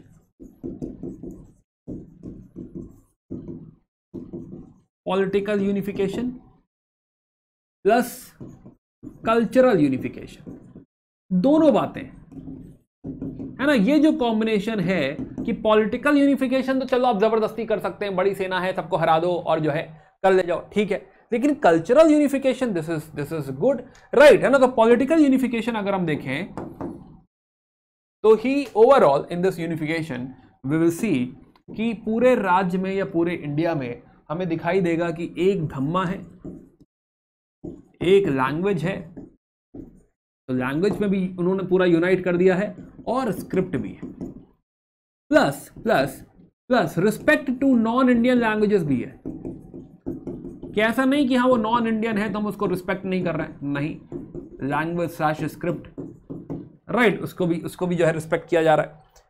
plus he is also another thing which is important is कि he is contacting literate people, लोगों से बात कर रहे हैं वो, कि राजा क्या चाहता है वो मैसेज वो दे रहे हैं, वो मार्केटिंग की जो हम बात कर रहे थे वो मैसेज दे रहे हैं। ये भी एक बहुत बड़ी बात है कि हाँ जो है एक राजा इस बात इतना पेन ले रहा है कि वो लोगों तक ये बात पहुंचाना चाहता है कि मैं एक्चुअली चाहता क्या हूं, राइट, है ना। तो दिस इज ऑल्सो इंपॉर्टेंट कि हाँ जो है ही इज टेलिंग कि हाँ मैं क्या चाहता हूं। प्लस एक tolerant religious policy makes him different. Tolerant religious policy. Okay, another aspect जिसे हम नेक्स्ट क्लास में डिटेल में डिस्कस करेंगे, जो है नेक्स्ट टॉपिक है हमारा, is spread of material culture. क्या मतलब हुआ इसका? देखो, मगध क्यों राइज हुआ हम जानते हैं, हमने बात करी है, राइट। बहुत सारे फीचर, बहुत सारी टेक्नोलॉजी, बहुत सारी बातें मगध के पास आ गई, बट वो बातें नीचे पहुंचेंगी, साउथ इंडिया तक पहुंचेंगी, पूरे इंडिया तक पहुंचेंगी। ऐसा कब होगा? ये अशोका के टाइम में होगा, राइट। चाहे वो रिंग वेल हो, चाहे वो यूजेज ऑफ ब्रिक्स हो, चाहे राज्य चलाने का तरीका हो, चाहे वो करेंसी हो, ये सारी चीजें जो है अशोकन टाइम की वजह से, अशोका की वजह से हम देखेंगे कि पूरा का पूरा कल्चर जो है वो नीचे की तरफ फ्लो करेगा। In fact writing, Brahmi, everything, right, है ना, नीचे की तरफ फ्लो कर रहा है, जिससे नीचे भी क्या होगा, नीचे भी ऐसा ही स्टेट, ऐसा ही हमें राइज देखने को मिलेगा, right. Plus we can add policy of peace, policy of peace, non aggression etcetera, है ना, कि इन्होंने कहा कि नहीं, अब किसी पे अटैक नहीं करना है, जरूरत नहीं है, राइट, है ना। एंड जो है इसी में लिख लीजिए, एंड कल्चरल कॉन्क्वेस्ट। तो अगर ऐसा कुछ मीन्स में आता है कि बताइए सिग्निफिकेंस क्या है, तो you can talk about all these things, cultural conquest, right. So this is all about Ashoka, Ashoka the great. And इसी के साथ जो है हमने ये टॉपिक फिनिश कर दिया है, right. So we have seen this chapter, जो है क्या है अशोका का, हमने सारी बातें कर दी, ठीक है। चलिए तो बात करते हैं, अच्छा एक और बात लास्ट जो है, अशोका के बाद ही डिक्लाइन भी चालू हो जाएगा, राइट। तो इमीडिएटली 232 में हम देखेंगे तो as soon as he has gone, तो यही शायद उनकी पॉलिसी की लिमिटेशन है कि as soon as he has gone, जो भी नीचे के राजा लोग थे या वाइस रॉयस थे, वो लोग कहेंगे कि नहीं हम आज़ाद हैं, राइट। प्लस जो पड़ोसी थे वो लोग अटैक करना चालू कर देंगे, राइट। तो विल सी कि हाँ, इस पॉलिसी का बहुत सस्टेनेंस नहीं है, बहुत दूर तक नहीं जाएगी, बट स्टिल ओवरऑल जितना टाइम ये है, एक बड़ा राज्य जो है वो स्थापित भी किया है, वो स्टेबल भी है, अच्छा भी है। ओके, चलिए तो कुछ PYQs की बात करते हैं। तो पहला सवाल 95 का है कि हाँ, अशोका तो किस नाम से रेफर किया जाता है, 95 का क्वेश्चन है। दूसरा क्वेश्चन है कि हाँ जो है, Ashoka stone, which of the following statement regarding Ashoka stone pillar is incorrect, कौन सा गलत है, राइट, है ना। तीसरे सवाल का जवाब दीजिए कि हाँ जो है, पर्सनल नेम अशोका का क्या है। देन चौथा सवाल जो है, which is about Ashoka Kalinga war, right. Then पांचवा सवाल is about whosoever praises religious sect, है ना, पढ़िए इसको भी आप आंसर करेंगे, पांचवा सवाल है। छठा सवाल ये 2022 का सवाल, एकदम रिसेंट सवाल है 2022 का, जहाँ पे अगेन इंस्क्रिप्शन के ऊपर सवाल पूछा है। अच्छा, by the way there are few more questions on inscription जो मैंने इंटीग्रेट नहीं करे हैं। रीजन, वो क्वेश्चन एक्चुअली टेक्निकली कल्चर के हैं, राइट। तो आज बात करने का उनका कोई मतलब नहीं है ना, उसमें रॉ क्रेडिट के नंबर की भी पूछा गया है ना, ऐसा भी पूछा है कि हाँ किस नंबर में था। तो खैर तो वो जहाँ भी हम जो है कल्चर पढ़ेंगे या डिस्कस आप करेंगे, वहाँ पर हम जो है उसकी बात कर देंगे, बट फिलहाल अभी उसको मैंने इंक्लूड नहीं किया, ऐसे 2-3 सवाल और थे। खैर, तो ये सवाल पूछा है कि भाई स्टेट बता दो कि ये वहाँ का था कि नहीं था। तो ऐसा मैप रिलेटेड सवाल थोड़ा सा यूपीएससी पूछता है। इस बार भी देखो धन्य कटका करके पूछा था कि धन्य कटका मैप में कहाँ आता है, राइट, है ना। तो जो है यू कैन अंडरस्टैंड, ये मैप थोड़ा सा पढ़ा करो, जिसमें पुराने नाम वगैरह लिखे हों, थोड़ा पढ़ा करो, सो दैट रफ एक आइडिया दिमाग में बैठा रहे कि कहीं ऐसा सुना था और टिक हो सके, उतना ही है, रटना उटना नहीं, ऐसा नहीं मैप बनाने बैठ जाओ, राइट, उतना नहीं करना है ना। तो do answer in the comment section, बाकी मिलते हैं in the next class, right. इसको पढ़ते रहिए, मेहनत करते रहिए, बाकी हम जो है do let me know in the comment section कैसी चल रही है पढ़ाई। Bye bye, take care, good day.